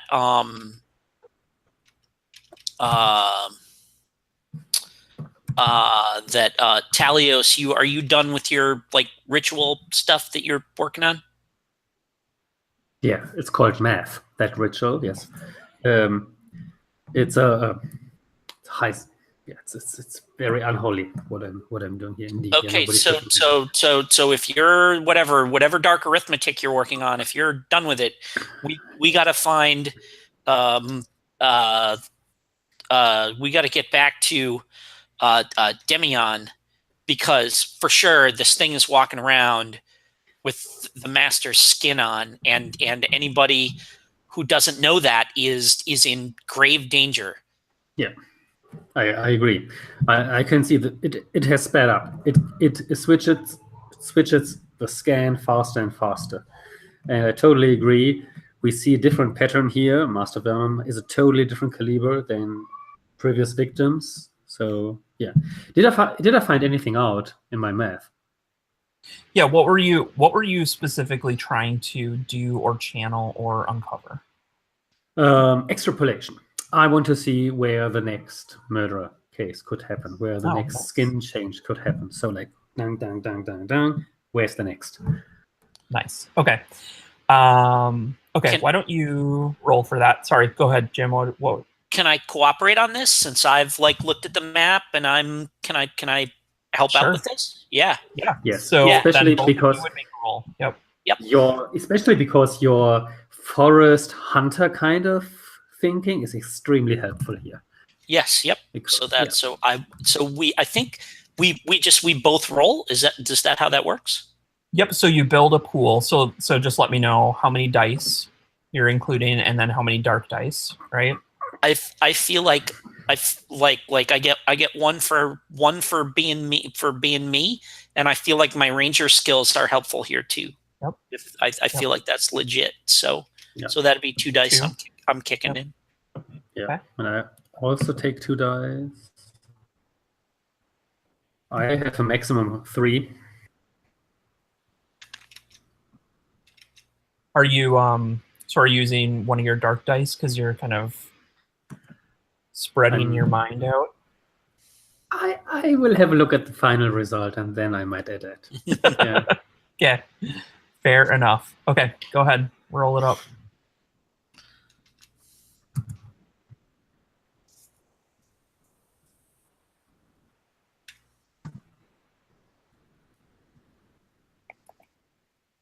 What did we get here?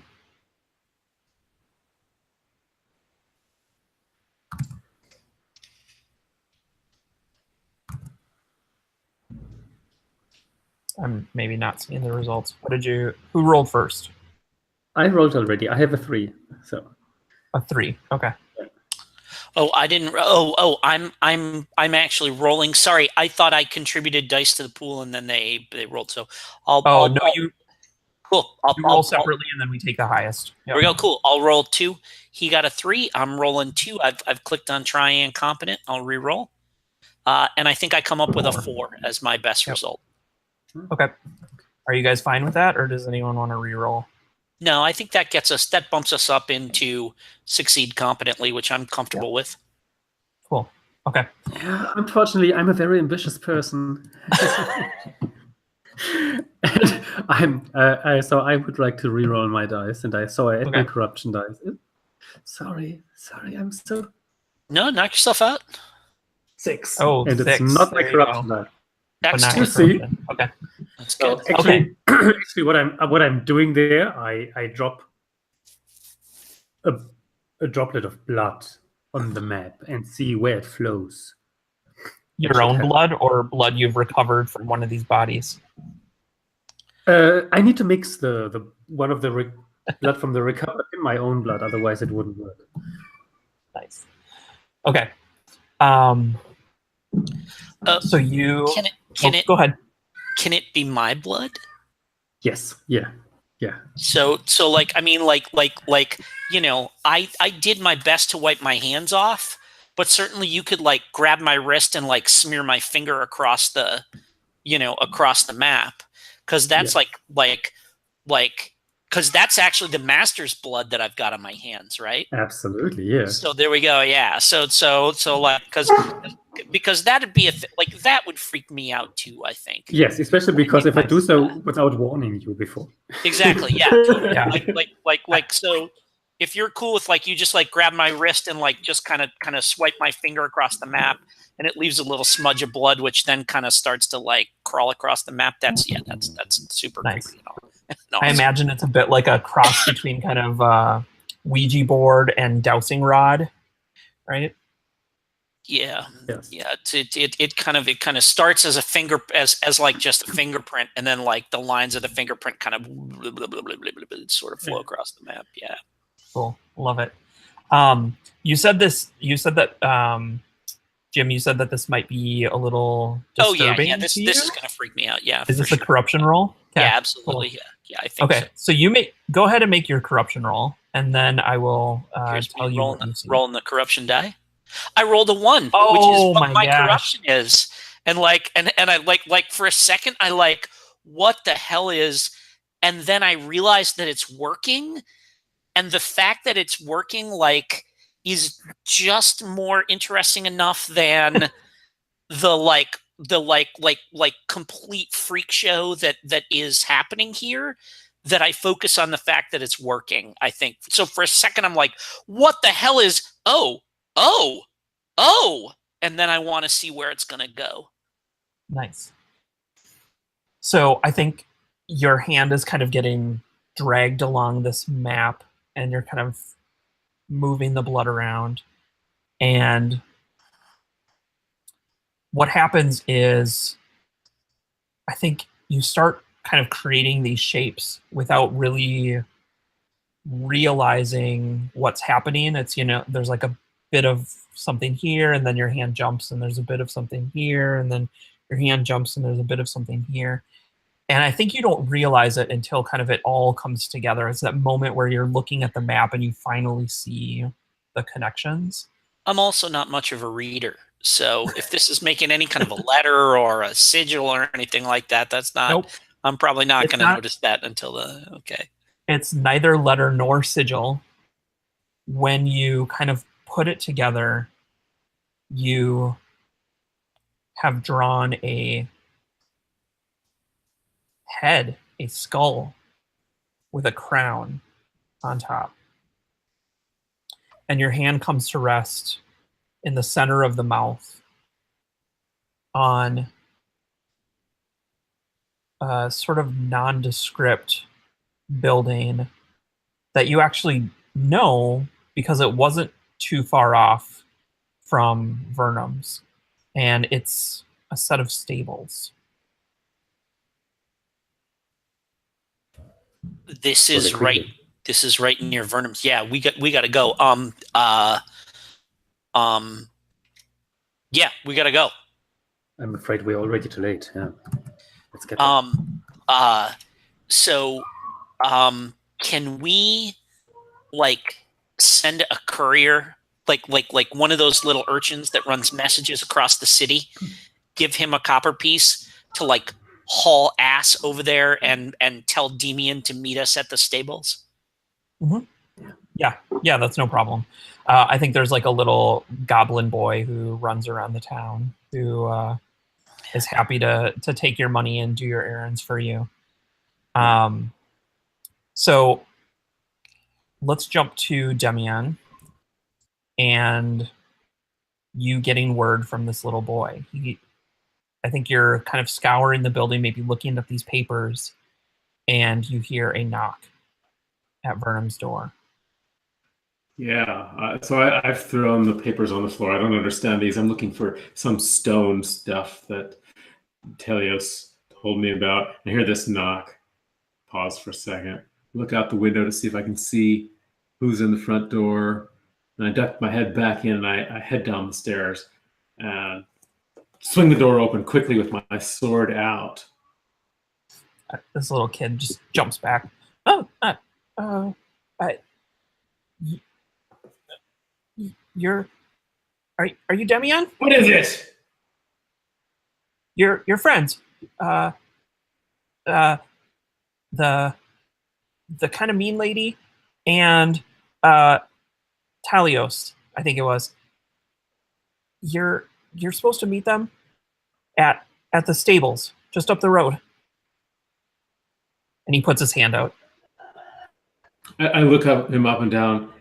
I'm actually expecting that this is actually the skin stealing monster that has come now, appearing to be a friend and is going to kill me. But there's no weapon, there's no sword. That hand that's sticking out. At first, I think, oh, it's gonna grab my neck, but I jerk back, shoving the sword into its face. But I get a grip of myself. You're just that little goblin. I've seen you around before. Get lost, boy.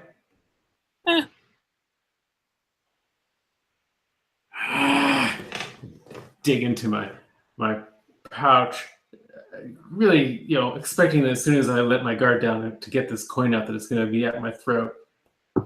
Take the coin and I throw it in, 20 feet away into the courtyard.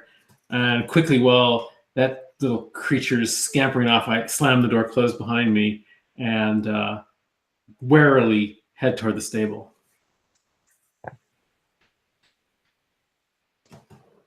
The three of you arrive at the stables. And it smells exactly how you would expect a stables to smell. And there is a puddle of blood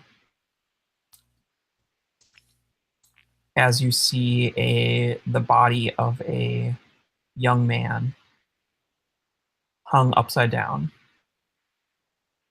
only half flayed.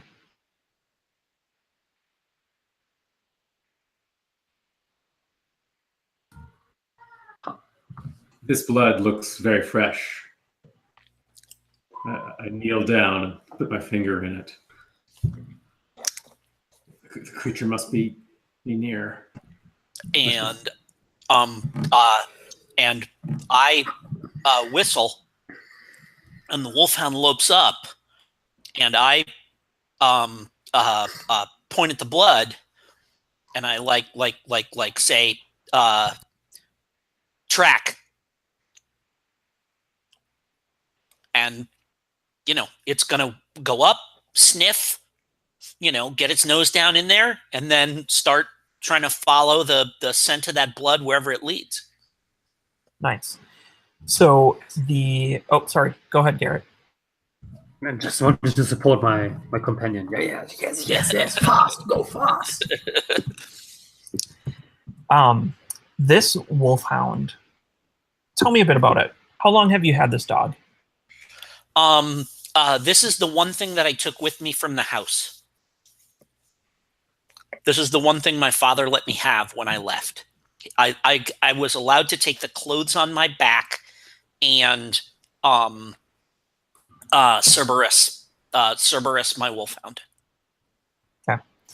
And so Cerberus is well trained. Yes, yeah. This is I've had him since he was a puppy. He was my constant companion. He was with me on the the hunt in question.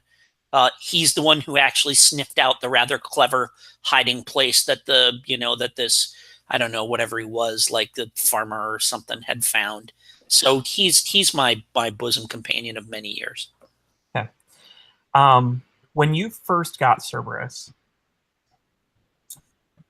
he displayed some natural talents, which is why you knew he would be a good hunting companion. Mm-hmm. But there was one experience you had with him where he refused to follow. What was the prey in question? Oh, what was the prey in question? It was a boar, a wild boar.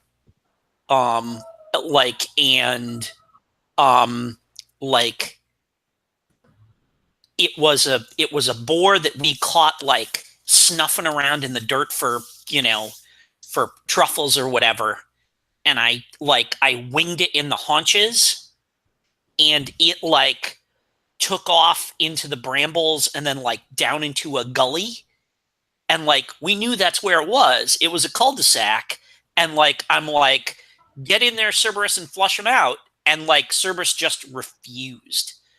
Would not go in, and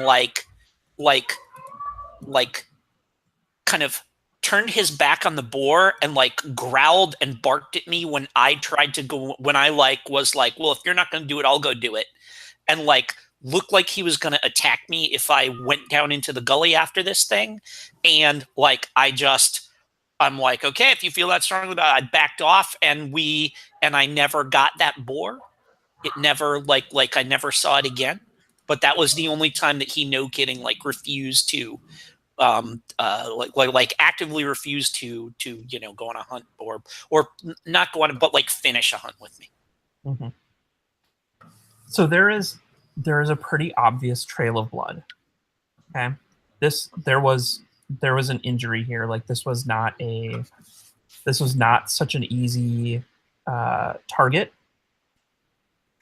and our flayer suffered a wound, and there is a very obvious trail of blood. You wouldn't even need Cerberus to follow it.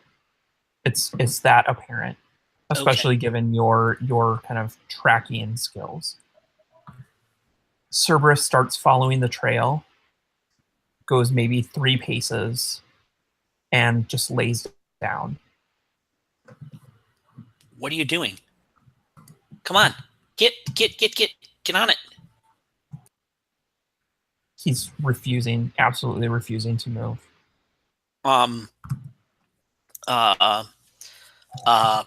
Shake my head. Look at the other, two and kind of shrug. He's usually not like this unless he thinks it's something that's going to hurt me pretty bad if I keep going.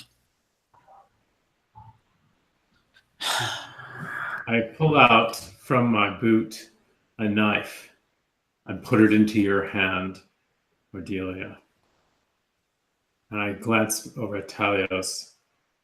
I assume you can handle yourself. And I look at the knife and I stick it in my boot and I sling my crossbow out from behind my back and crank it back and slap a bolt into it and say, yeah, I can handle myself. Thanks. And just kind of say, whatever we see, I'm going to shoot it, just so you know. And start following that, kind of looking down, following that trail of blood. Would I be able to jump into this wolf's mind? Sure. Yeah. Let's see it. I hope so. I think I shouldn't ask because I don't know if I would accept a no. So I will not ask. Let's see if I can make that. Okay, so I'm a charm component. I need to use my corruption and I try hard. And that's a 5. 5. Okay. Are you good with that? Yes, I'm good with that. Okay. What do you want to know?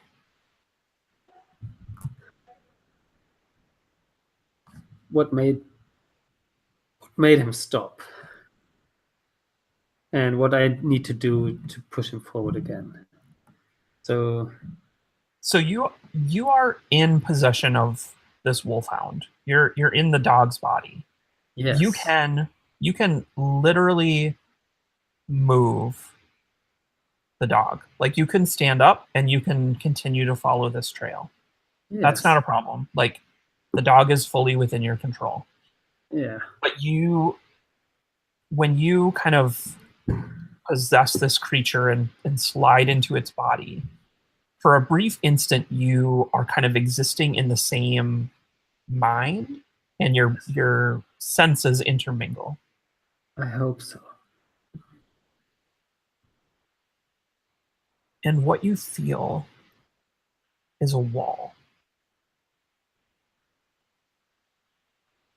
So when you first arrived at Vernum's house, you had that feeling of there being like a ward, like a barrier, and you felt that resistance.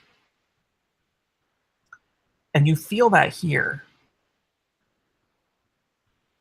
as the dog. And then when your brain takes over, that wall becomes a path, and you see the path and you feel it kind of pulling at you and tugging at you like a leash. Okay.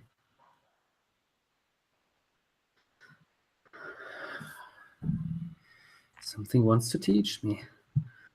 I have to follow. I so much hope the others will follow me and not starting to argue anything about who's competent to help themselves or not. Come with me, please. And then I make tiny steps with my cute little paws. through this barrier, getting onto the hunt. When you when you possess a creature, what happens to your human form? Like, are you able to kind of control it a little bit? Can it follow along, or do you need to leave it behind? I need to leave it behind, unfortunately. It's like the only thing what comes with me is the Kirsp eye, the marble in my mouth. That transforms into the new body, and it needs to be brought back. Only with that marble, I can revive my body again. My body sits in the meantime and is meditating. Nice. I'm assuming this was all kind of relayed in advance, so the other two of you are not completely shocked that Talios's body would be left behind. What happened I've heard is of this obvious. kind of thing before. I just shake my head. This kind of sorcery is what got us into this mess.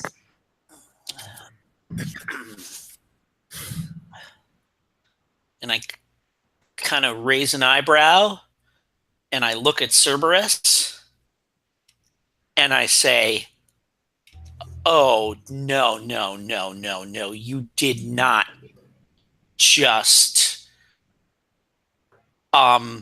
And I think this is gonna like this definitely freaks me out. Like, I'm gonna, like, if this is the kind of thing that I'm like, he told us he could possess people, but I didn't think that this was a thing he could do. So I feel like this is going to trigger a corruption roll for me. Cool. Do it. All right. Let's see what we got here.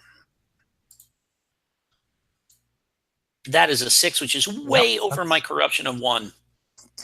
So click your corruption up. Okay. Oh fuck! So I think the friendship between the two is so strong that it also freaks me out when I'm in this wolf body. You're almost, you're probably like suddenly a little in love with me, I imagine. Yes, I am. Yeah. Nice. Okay, do it. Let's see what you get. In a very corrupt way. So not that I didn't want to be in love with you anyway, but Yeah. this was not supposed to happen. But Yeah. I just rolled a 2, Okay. so Okay. So, okay. Ordelia, when you see this happening, Yeah. how do you, other than kind of seeing it and feeling it, I think there's some sort of like physical sensation or effect as well that happens for you because you're so close to this creature. Yeah. What kind of manifests on your body? Oh God.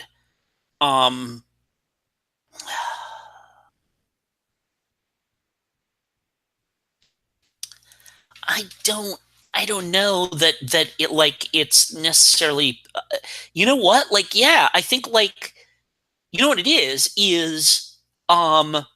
this is like a huge dog, right? This is like one of these like big, like Irish wolfhounds that's probably like up to like, you know, like a between my waist and my shoulders, and is like, you know, 4 feet long or something like that. Like a child could ride on the back of it. Mm-hmm.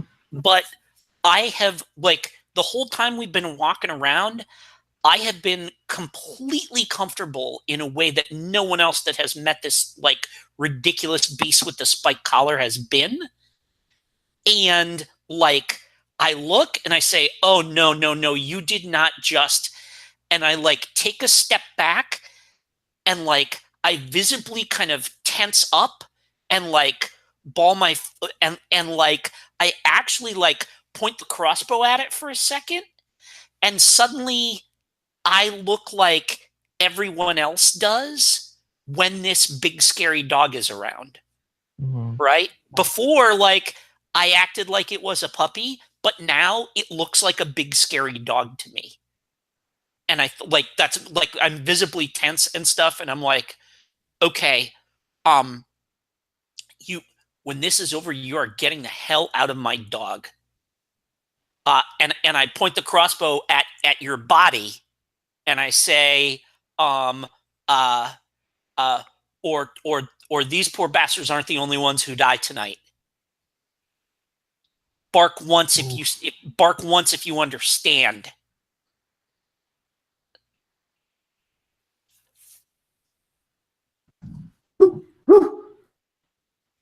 Okay. Let's get this done. Okay. Make yourself Awesome. useful and follow the trail.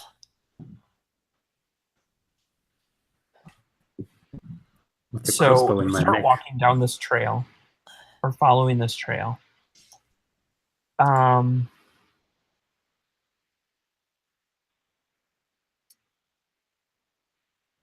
And it leads you to a warehouse.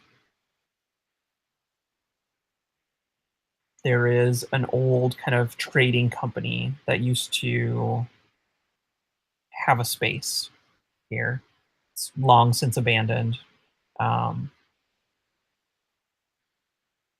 And the trail of blood leads to a window. And inside.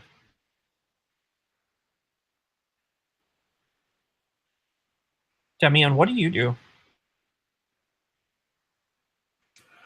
I'm following this dog because even though we can see the trail, I'm assuming that the dog has senses that are keener than the human senses, and that it will give us a warning if there's something that we can't see. The time is daylight, right? Did you just say It is around 11? It's not like it's there's, probably about 1 or 2 o'clock at this point. Yeah. Right. So it Sun is is- broad daylight. Yeah. We can see the window. Is the window open or broken? Yep, the window is open. It's like it's been propped up, and the blood trail kind of flows up and inside of it. So whatever this thing was crawled inside through this window. Mm-hmm. All right. Well, as we approach the window, if the dog just jumps right in, I'll follow. Otherwise, I will move up to the window beside it, and then slowly look around into the room beyond and try to blink as my eyes adjust to the relative darkness. So a human could definitely get in. Okay, this is like there's a bit of a ledge that you can prop up to pull yourself in. The dog is not going to make it in through the window. So the question becomes, do you try to find another entrance? Okay, there's probably some sort of a door, right? It's a regular building, warehouse building. Or do you leave the dog outside and lift the dog up? Can we physically lift the dog, or is it too big? I think it's probably a little too bulky to be able to get it in. Yeah. Mm-hmm. Just go around the side and find a door. Yeah. There is a door around the corner. Yeah. And you can attempt to open it, but you'll have to force it open, and it will make quite a lot of noise. That's fine. Like we get around to the door, I yank on it once, and if it doesn't open, I'm just like kicking the shit out of it. Okay. Nice. Cool. So you go around, you find this door, you kick it open, no problem. Grow. The warehouse itself is moldy and a bit damp, and there is kind of a liquid on the ground that is not quite blood, not water. Some kind of strange substance coats the floor. Not everywhere, but there are pools of it. And as soon as you kick the door open, you hear this kind of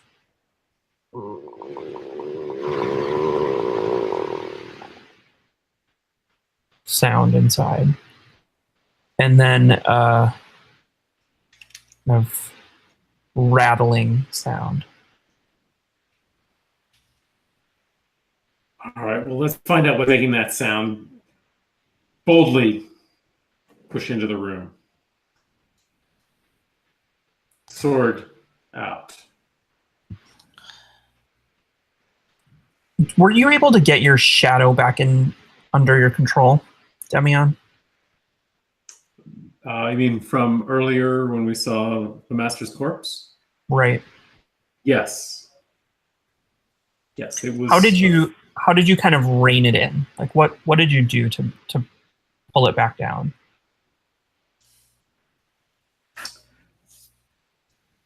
Well, it first was I just had to look away from things.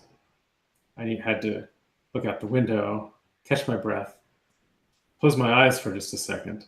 But then turning back and seeing the helpless figure of Esbetha was really what I could use that as a focus to calm myself and to bring my anger back down into my body, in a place where I could control myself and move forward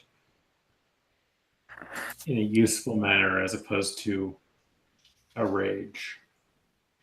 So it was kind of her that was the key. Okay. And without her there, it would have maybe gotten worse for you? It's hard to say what would have happened, but you know, the Master's been working with me to develop techniques for control, but especially seeing him was particularly bad because that sort of stabbed through the heart of his teachings. But under normal circumstances, if we were in the woods and saw a hunter mauled by a bear or something like that, I certainly can control myself in circumstances like that.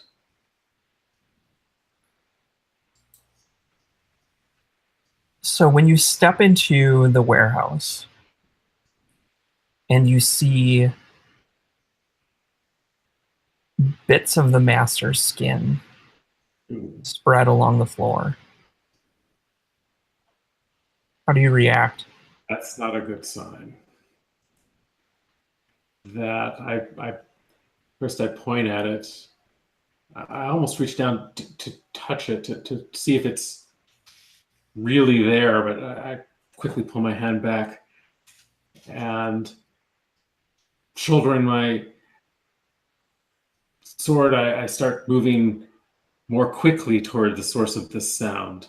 Almost not unthinking, I'm angry now, and I know that I'm near the source of this pain. If I can quickly get there, I can stop it before things get out of hand.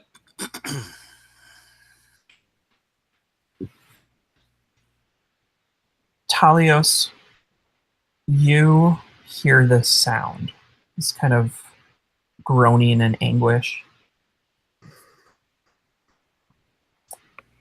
And it reminds you of when Burnham suffered his injury while you were making your glasses. What is it that reminds you of that?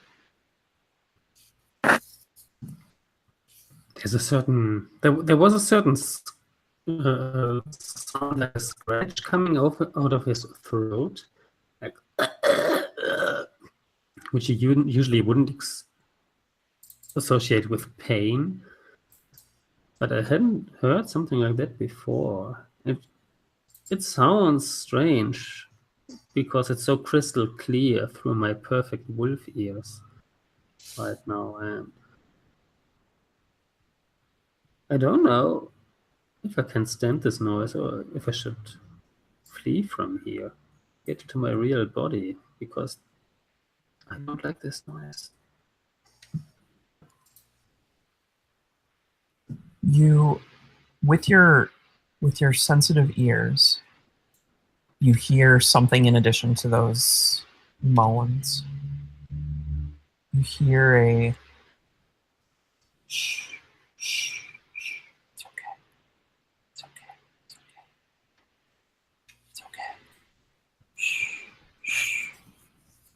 Ah!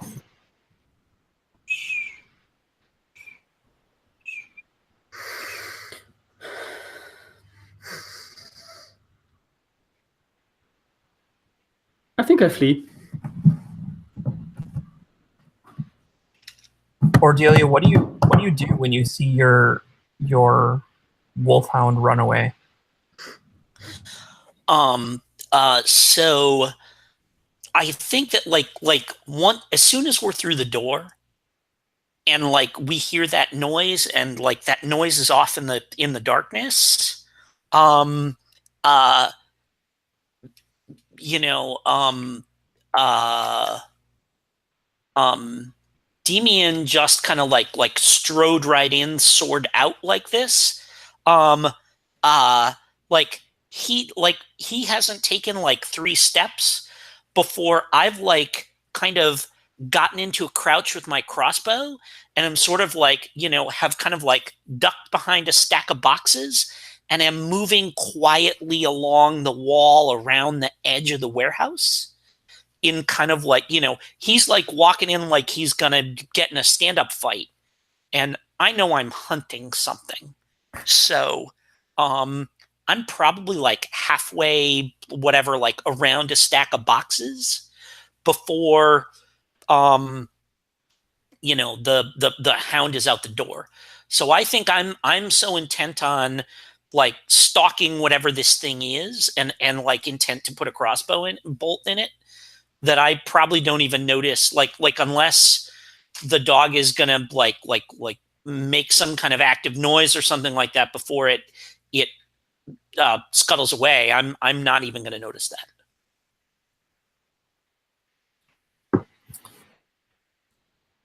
Are you making any noise, Talios, or are you just running away? I howl like a dog at full moon. But I might be already quite a bit away when I do so. I want to return to my body and as quickly as I can. I don't feel comfortable in this body anymore. And then I can return with my real body. Yeah, I'm given good. that sound, do you do anything? Totally let him go. Let him go. Yeah. No, if he's like if he's out of here, I don't want him here in my dog's body. So if he's going to get out of here and go back to his, and come back with his wizard powers where he can be helpful, I'm all for that. Cool. I'm also not going to like holler at him to reveal my position or anything like that. So right. As I'm kind of stalking around the side, like I may give like an annoyed look or something like that, but I'm not gonna, I'm keeping quiet as I'm, kind of making my way around. That's good. Thank you. Demian, when you saw the skin, was it enough to trigger a corruption roll for you? Yes, for sure.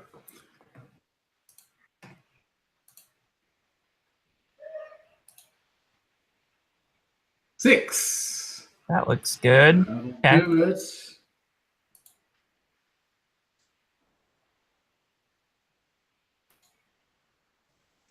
I'm also feeling that this is. I always had a question in my mind about who was more powerful, myself or Vernon. Well, this is time to find out. But the tables are turned. He was attacked when he thought, by surprise, by someone who he thought was a friend. The stakes are different now. I know I'm up against something evil, and I'm ready with my weapon. I'm striding forward. Do you feel guilty? If you had been there maybe 15 minutes earlier, he could be alive right now. Honestly, I don't think I've considered that. If you want, if there's a little thought ringing in the back of my head about that, I would try to put it aside. Live in the now.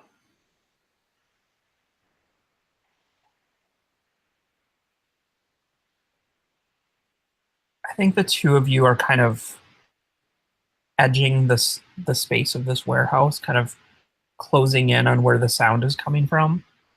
And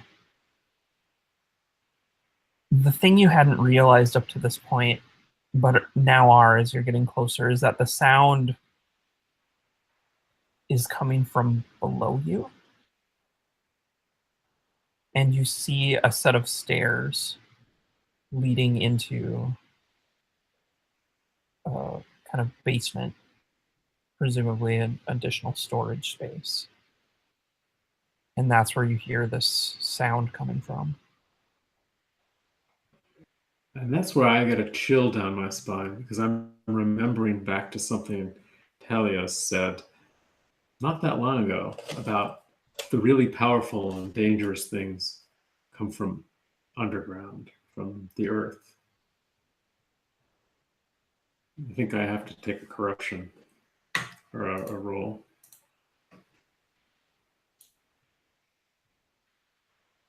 Okay. You're good.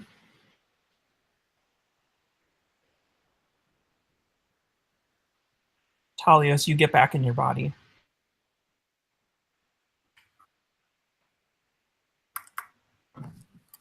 And as you kind of come to, you are face to face with a giant wolfhound growling at you.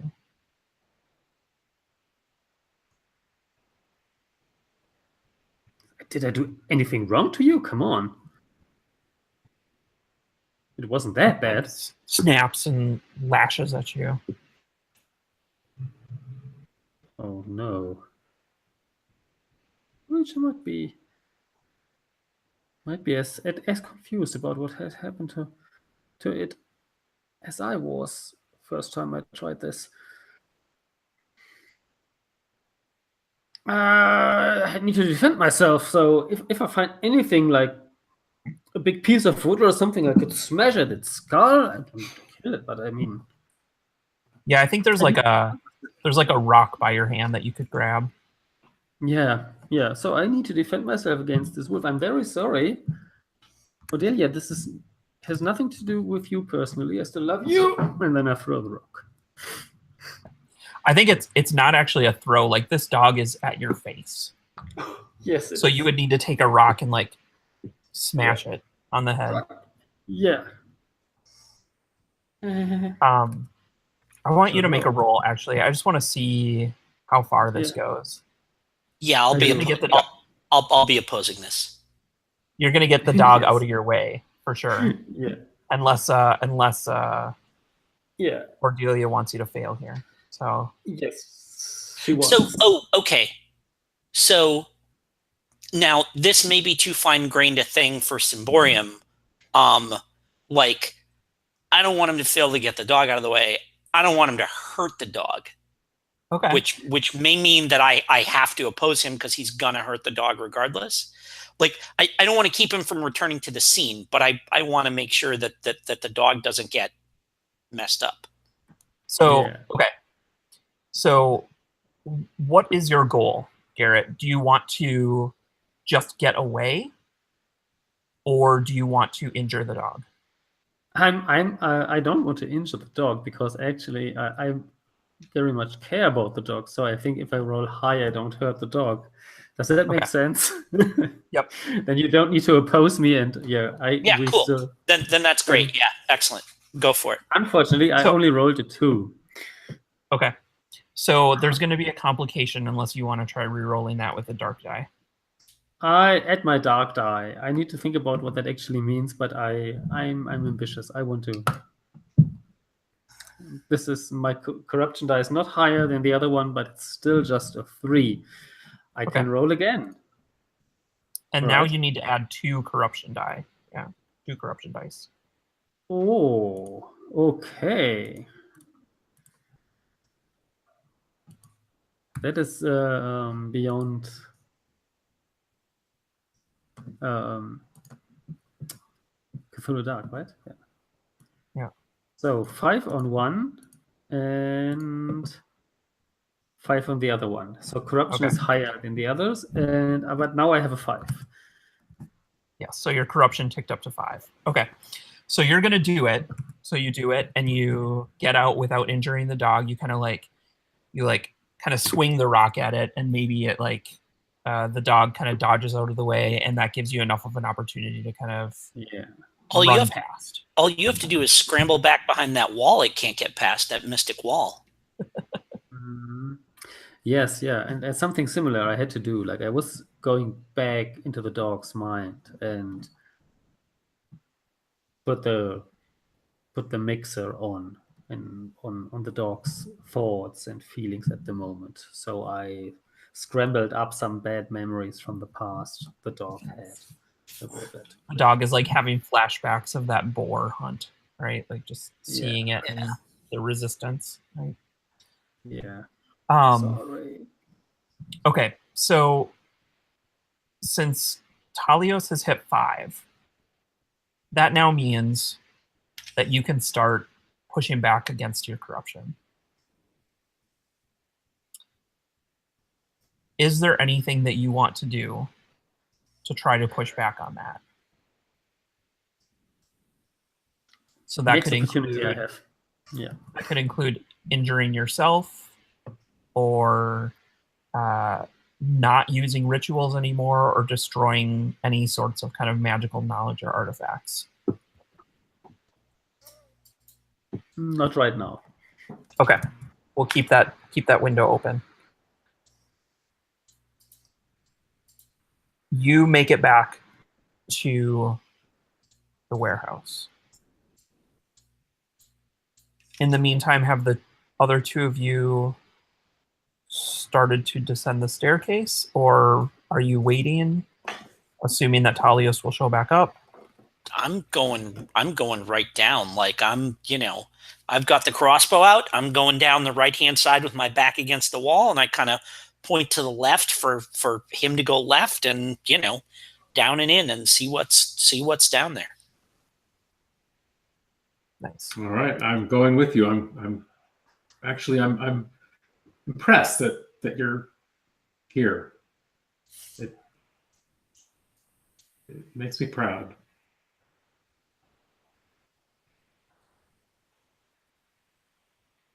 Talios, I think you arrive just as you see them kind of dipping into this stairwell. Are you pursuing?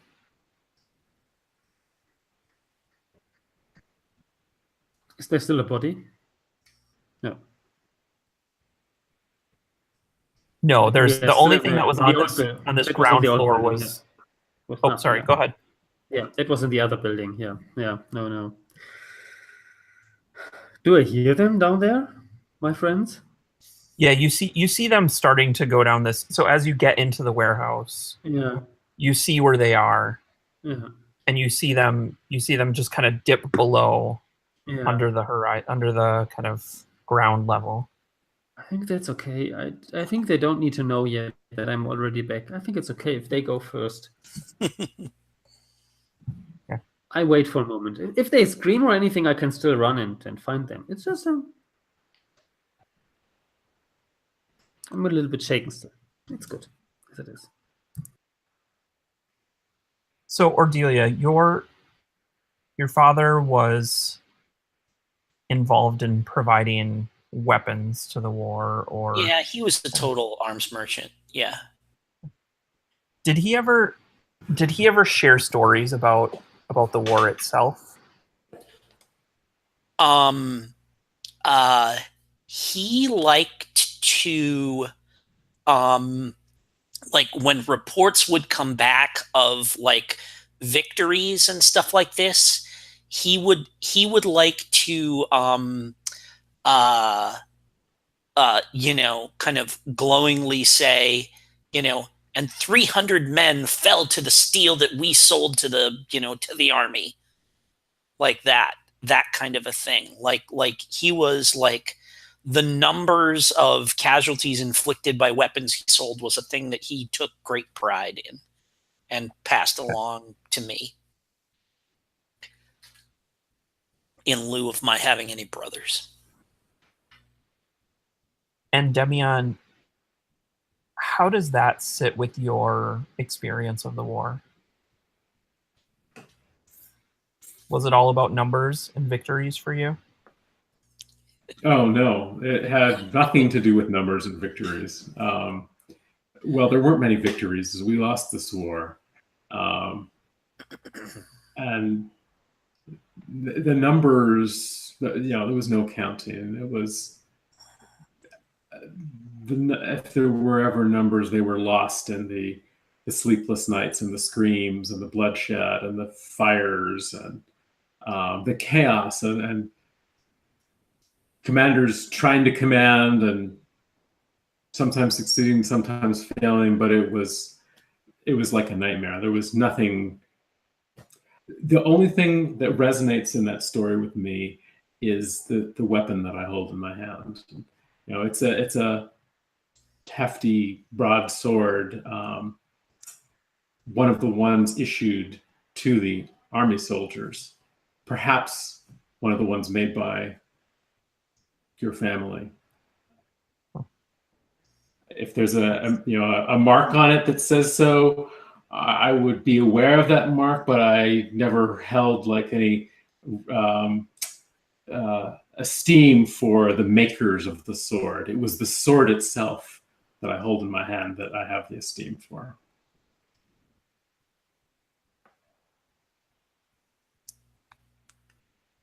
You get to the bottom of the stairs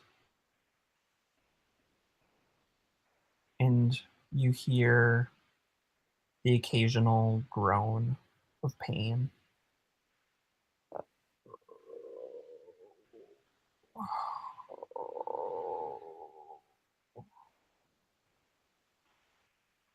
And then the two of you hear that shushing, that it's okay, it's okay, I'm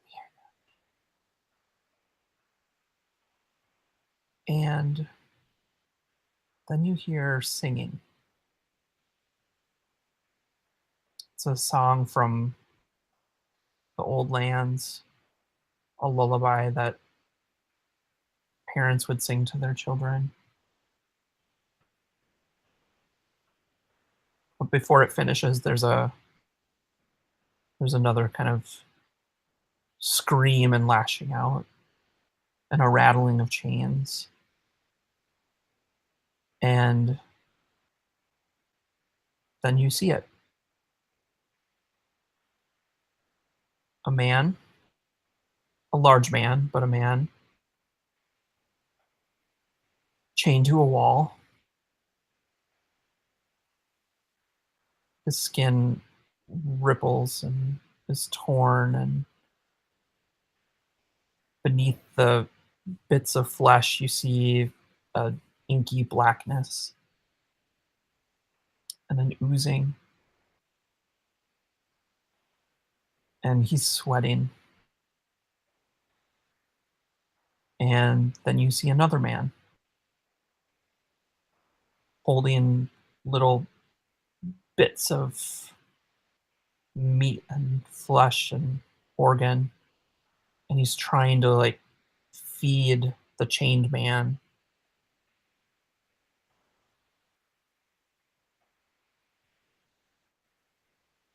And to the left of them is a pedestal, and on that pedestal sits a mummified head with a crown forged to it.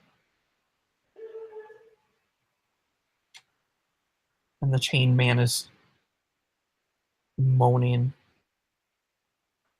and shuddering and pulling at his chains. And the other man is trying to feed him bits of brain and bloody meat and singing. And I want both of you to make corruption rolls. Yeah, I was going to volunteer if you didn't, so. All right. I'll take this one on the right.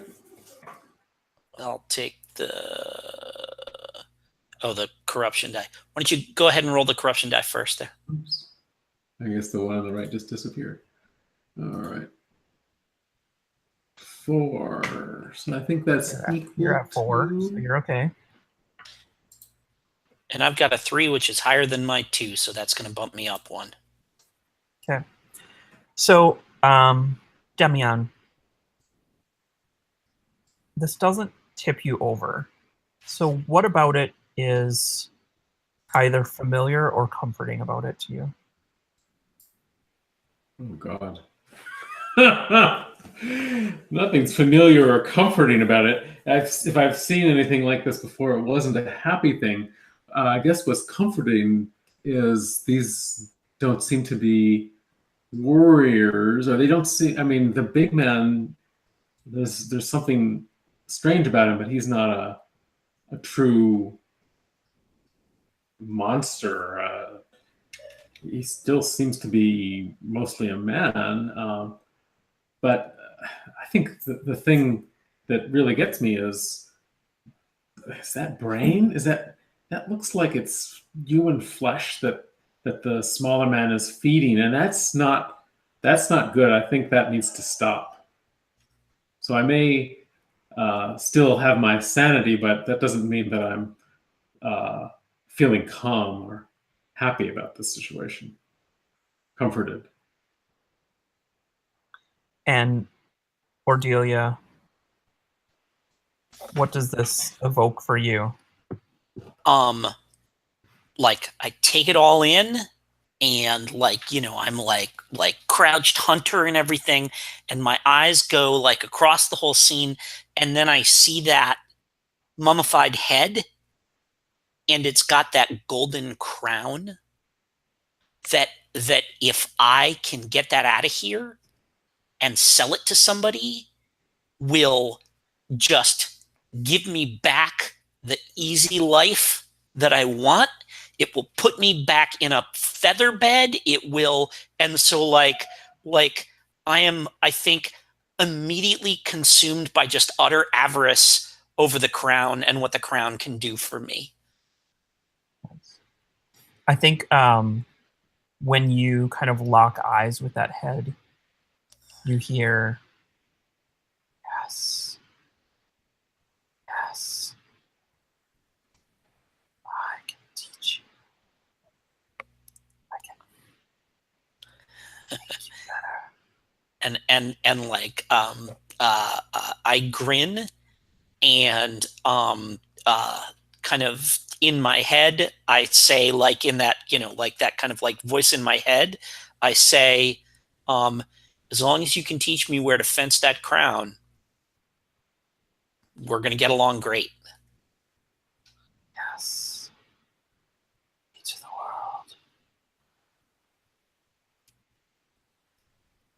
world. Okay. And like I look over,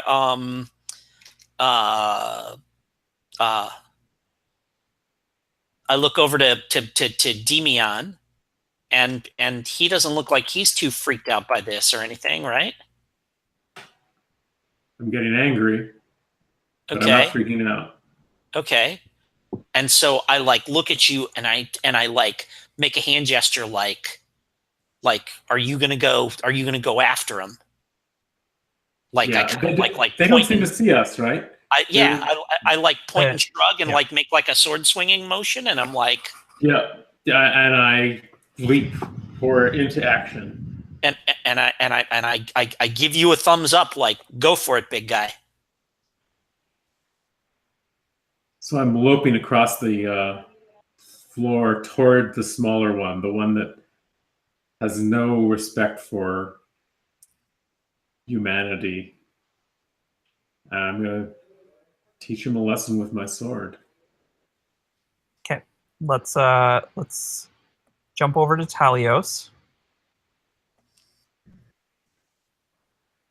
They're doing good, don't they? Can you see them, or are you just listening? I'm just listening. Like, I'm just listening. That would be totally enough. I think they're doing good. Do you hear the skull? Yes? I do. Yes, I do. But they have a swordsman with them. Damien is a brilliant fighter, and whatever is down there, they will be able to handle that. Well, Dahlia is when she has her crossbow out. It's like what could go wrong? I'm a theorist. So, in a world where Cordelia takes the skull, is that right? Is that right for her to have that? Aren't you the one who it spoke to first? Well, true.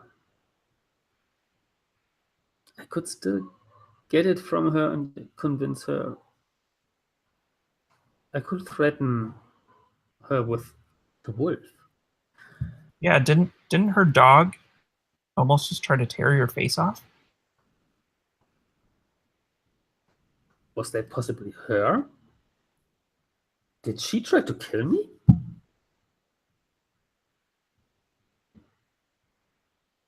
Maybe because she already was aware of the skull. I think I should go down there and take a look if I can arrange things differently. It's like it's better to be in control than not to be in control. It's that Exactly. easy. Yes. Okay. So I put my long skirt, hold it up because it's dangerous to go over stairs like this, and then I run down to have a look. What's going on? Just listening is not enough. I mean, just listening, you don't know exactly what is going on. You need to go down to actually see what is happening.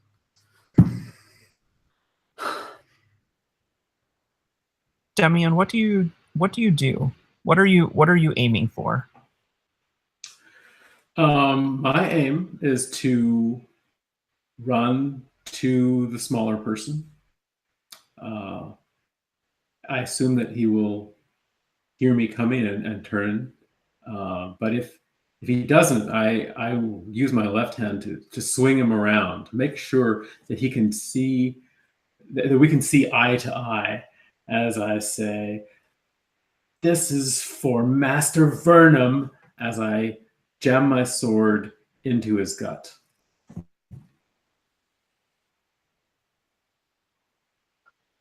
I think as you get close, the man in chains recognizes or notices you, and the other man doesn't hear you, is too focused on the man in chains, and only in the chain man's recognition of you does the other man kind of turn around. Like he sees it in his face that something's wrong and spins around as you say the name of Master Vernum and run him through with the sword. And go ahead and roll. I'm curious to see how you do here. All right. I'm me. Are you? And I'm competent. Question And is, you are am I? hoping, you are hoping to kill him, right? That is your aim. Yes. Okay. I'm hoping for vengeance and. Oops, the corruption die just moved. Hold on, things are sort of bouncing around here. What's going on? Sorry, I just scooted it to the side a little so it wouldn't be so that it's easier to see what's going on. All right, so I don't think I need to do corruption for this. I mean, this is something that I've done over and over again. Killing is a natural thing. And this guy doesn't look like he's a super threat. So I've got a 6 and a 1. Okay. So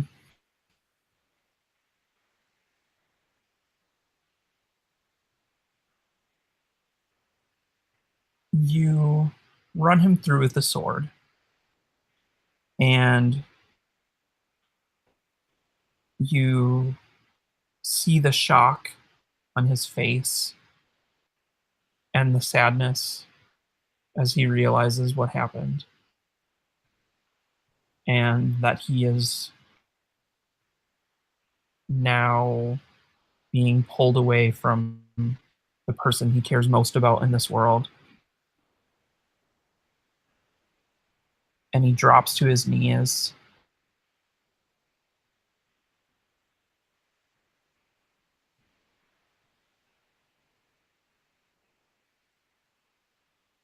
But you feel that skull pulling on you. And you feel your shadow reaching out.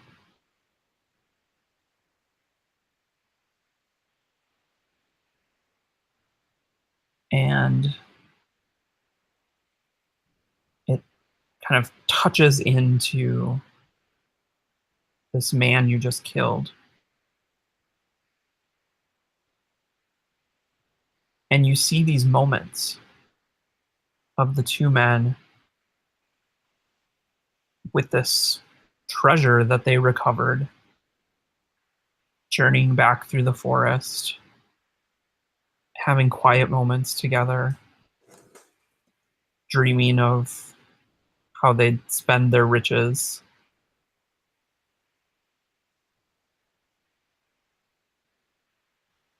Arriving in Thistle Hold, seeking out a buyer, selling the rest of their trinkets and amulets.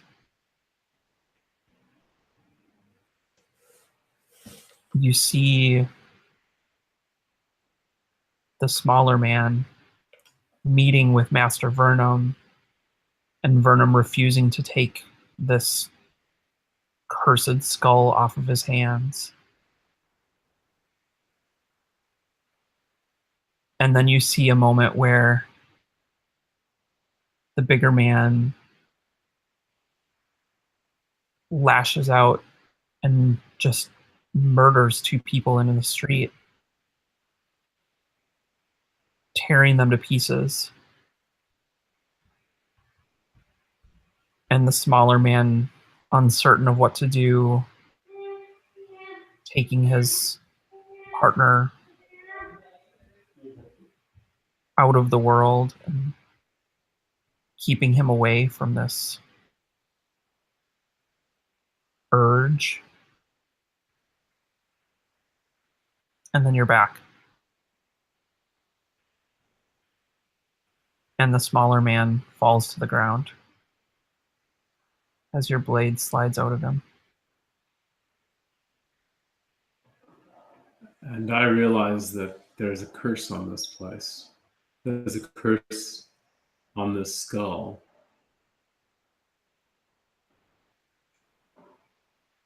I think that's Cordelia, a terrifying Oh, sorry, go ahead. revelation. I was going to say that I think that's a terrifying revelation. I'm going to roll.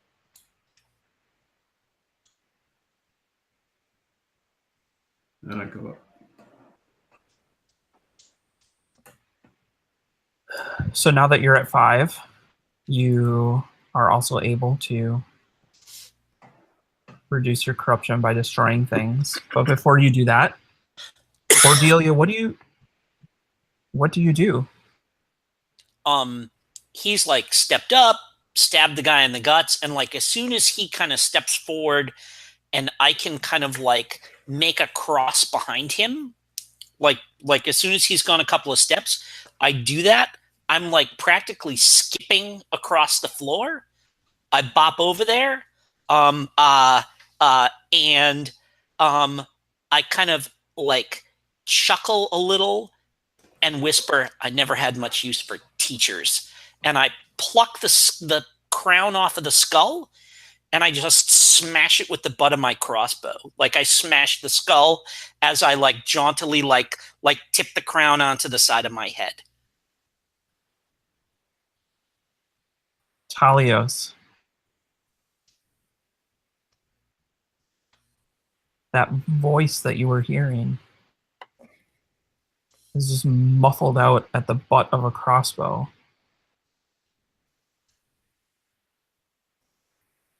What do you do?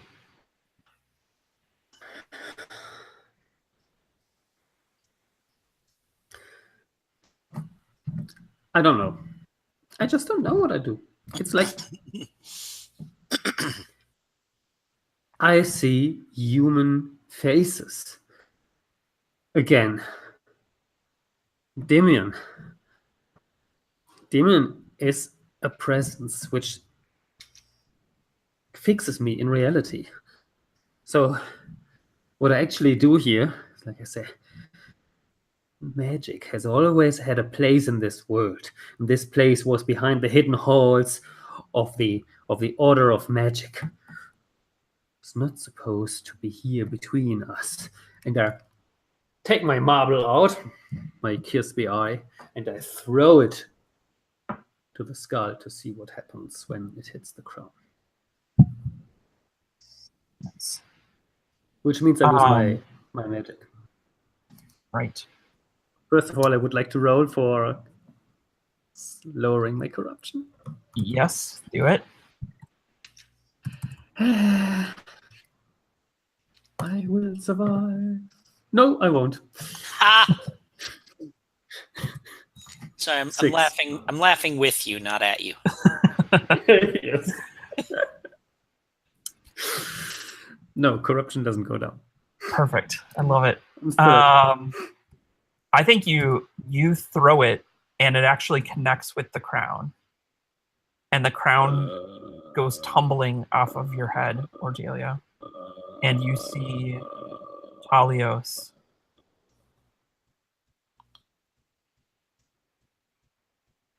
What do you do, Ordelia? Oh, I say, you know, it's like, no! And I like am on my hands and knees scrambling after it to get it up and grab it back. The crown actually rolls just under the feet of the man in chains. You know what? I don't care. I'm just crawling right up to it and I'm just gonna snatch it away. Nice. Demian! Demian, you see this whole scene play out, and now there's Ordelia at your feet and at the feet of this man in chains as he writhes and screams in agony after having just watched his lover be murdered in front of him. Well, just to be clear, I felt my shadow felt a connection with the skull, right? The skull was pulling at me. Once Ordelia smashed the skull, did I feel that connection die away, or do I still feel it from the crown? You don't feel it from the crown, but you feel it in the room. Oh. The voice is quiet, but there is still a pull. All right. Well, if I don't know where the pull is coming from, I do know there's a monstrous creature, probably the thing that actually killed Master Vernum, is standing right there in chains waiting to die. And so I'm more or less ignoring Ordelia. She's on her knees trying to snatch at the crown, whereas I am liberating the head from the body of this big thing. I think as you pull your blade to swing, the the chained man looks at you and says, "Free me."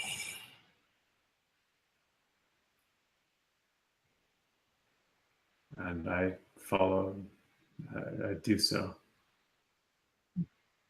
You you swing your blade, and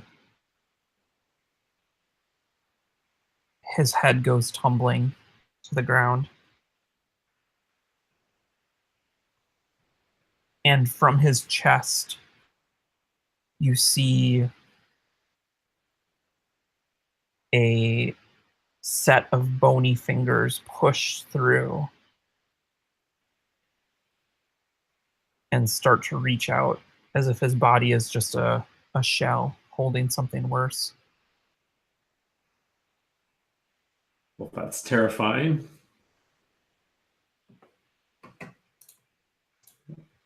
I'm going to roll corruption. I'm holding it together, taking a step back. Ardelia, get out of there! Ardelia, do you notice? Do I have the crown? Yeah, it's in your hand. I've got it. So I kind of like I scramble down, grab the crown, kind of roll and come up and take a couple of steps like I'm heading out. And I see this monstrous thing coming out of the chest. I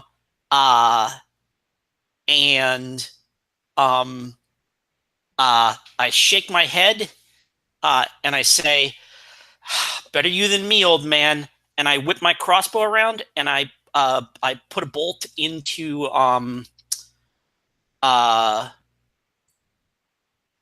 Demian's leg. Wow. So sorry. So time out. So Yep. This is like a PvP thing. Like we're near the end of the game. As long as you're okay with that, and it's not like. Okay, cool. All right, then yeah. You know, just totally like he was an adventurer right up until now, and you know, the crossbow bolt to the knee. Nice. Talios, you see Cordelia turn on Demian with the crown in her hand. It's like I think I snatched up, and then when I went to shoot the crossbow, I like hitched it up my arm, so it's kind of like around my shoulder, like a torque or something like that. Yeah, cool.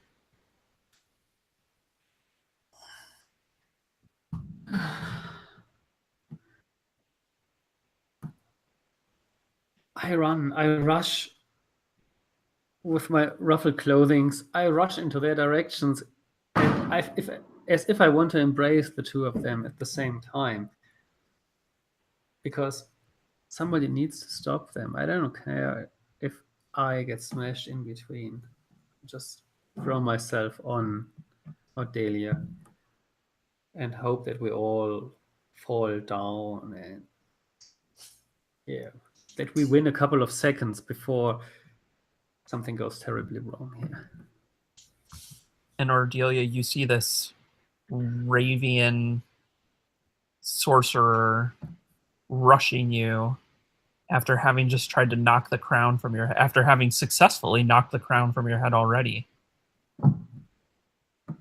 Yeah, I'm just gonna do like he's coming at me. I just kind of duck to the left and just like butt my crossbow into his ribs. If he wants into the room, he can get into the room. And like I'm just trying to get past him and boom up the stairs and book it out of there with my meal ticket. Let's roll. Let's do that. Yeah. I roll one die. It's resistance. Why don't you go ahead and do that? That's a 4. Okay. And I feel like my my ranger skills come into play here. So do you feel like that's legit? Yep, I'm into that. Okay, cool. So I'm going to roll 2. And are you willing to risk injury? If so, then include a dark die. Oh, I am. So I forgot about the willing to risk injury. I am willing to risk injury. So I got a 6, a 1, and a dark die. I absolutely am willing to risk injury to get the hell out of here alive. I got a 5, a 5, and a 3, which I think beats that 4. Yep. Okay. It's us. So how badly do you injure Talios? Like I break a couple of ribs. Okay, cool. Because That's probably there's probably like a nice little like kind of crunch as the butt of my, because it's got like a metal like thing on the stock and stuff like that, and it just goes bam like right into his rib cage, and he's not built to withstand that kind of punishment, so probably just folds him like like cheap laundry. So yeah, I think it's very much enough to knock Talios to the ground, and Demian is also sans one leg right now, or at least injured enough to be knocked to the ground as well. You are able to make it up to the top of the stairs, Cordelia, and when you get to the top of the stairs, you notice that there is a door. Like, this is a hatch, and you could put the door down and lock it up. Do you do that? oh shit, yeah. Yeah, and like I might even take a second to like push a heavy box on top of it, because we're in a warehouse here. I crouch over to Demian. You need to stop her. Get up. Get up.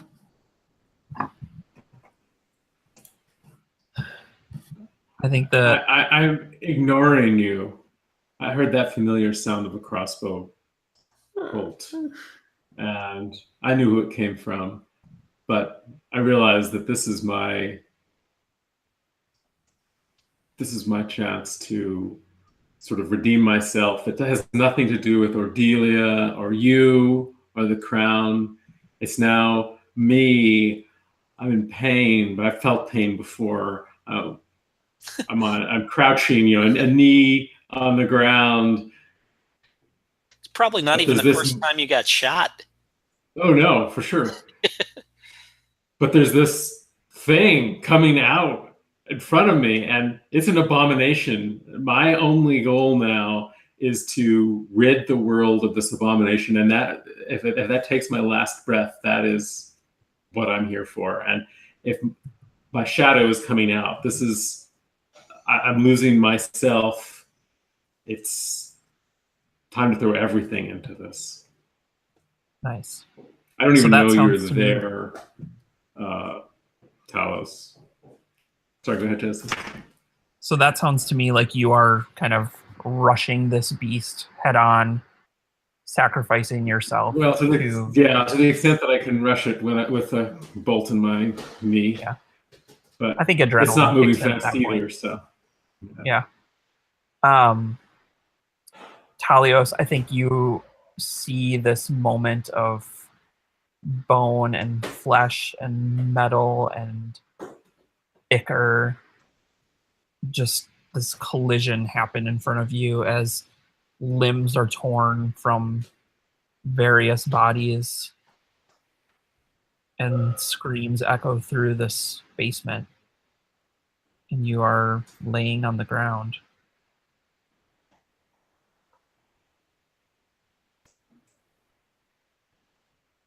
Yeah.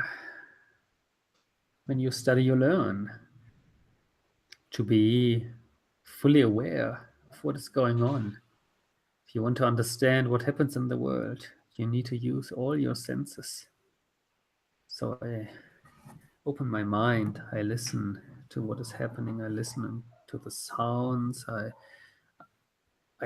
take all senses in, like I feel my whole body, and I will see what happens. I will feel what happens, I will hear what happens, I will smell what happens. And I think the last thing that you sense is this little whisper in your ear that says, "I will teach you."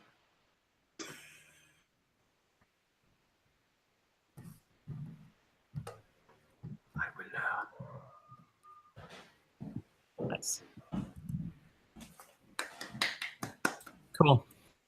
And scene. Yeah. Can we do a little tiny epilogue with Cordelia? Sure. Okay. I think you go around to various shops trying to find someone who will buy this from you. And you eventually do find someone, and it's quite a sum of cash. And you are being fed pastries as you lay in a feather bed. And you hear a little whisper in your ear that says, "Now you will learn."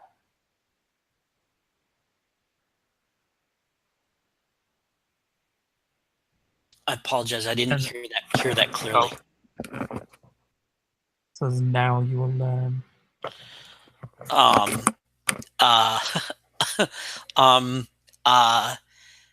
And I just grin and kind of like, sink a little deeper into the bed, and say, I haven't yet. I don't see why I should start now. And I think we see some just flittering of shadows around the room. And we'll end it there. Fantastic. Cool. Yay. Thanks, guys. That was That was awesome. great. That was so Thank good. you. Do you guys have a couple minutes to just do a debrief? I'd love to get your Sure. thoughts on the Absolutely, system yeah. and the setting and the game itself. Yep. Cool. I'm gonna shut this broadcast off. Thanks for everyone for playing, for listening or watching, and have a great day.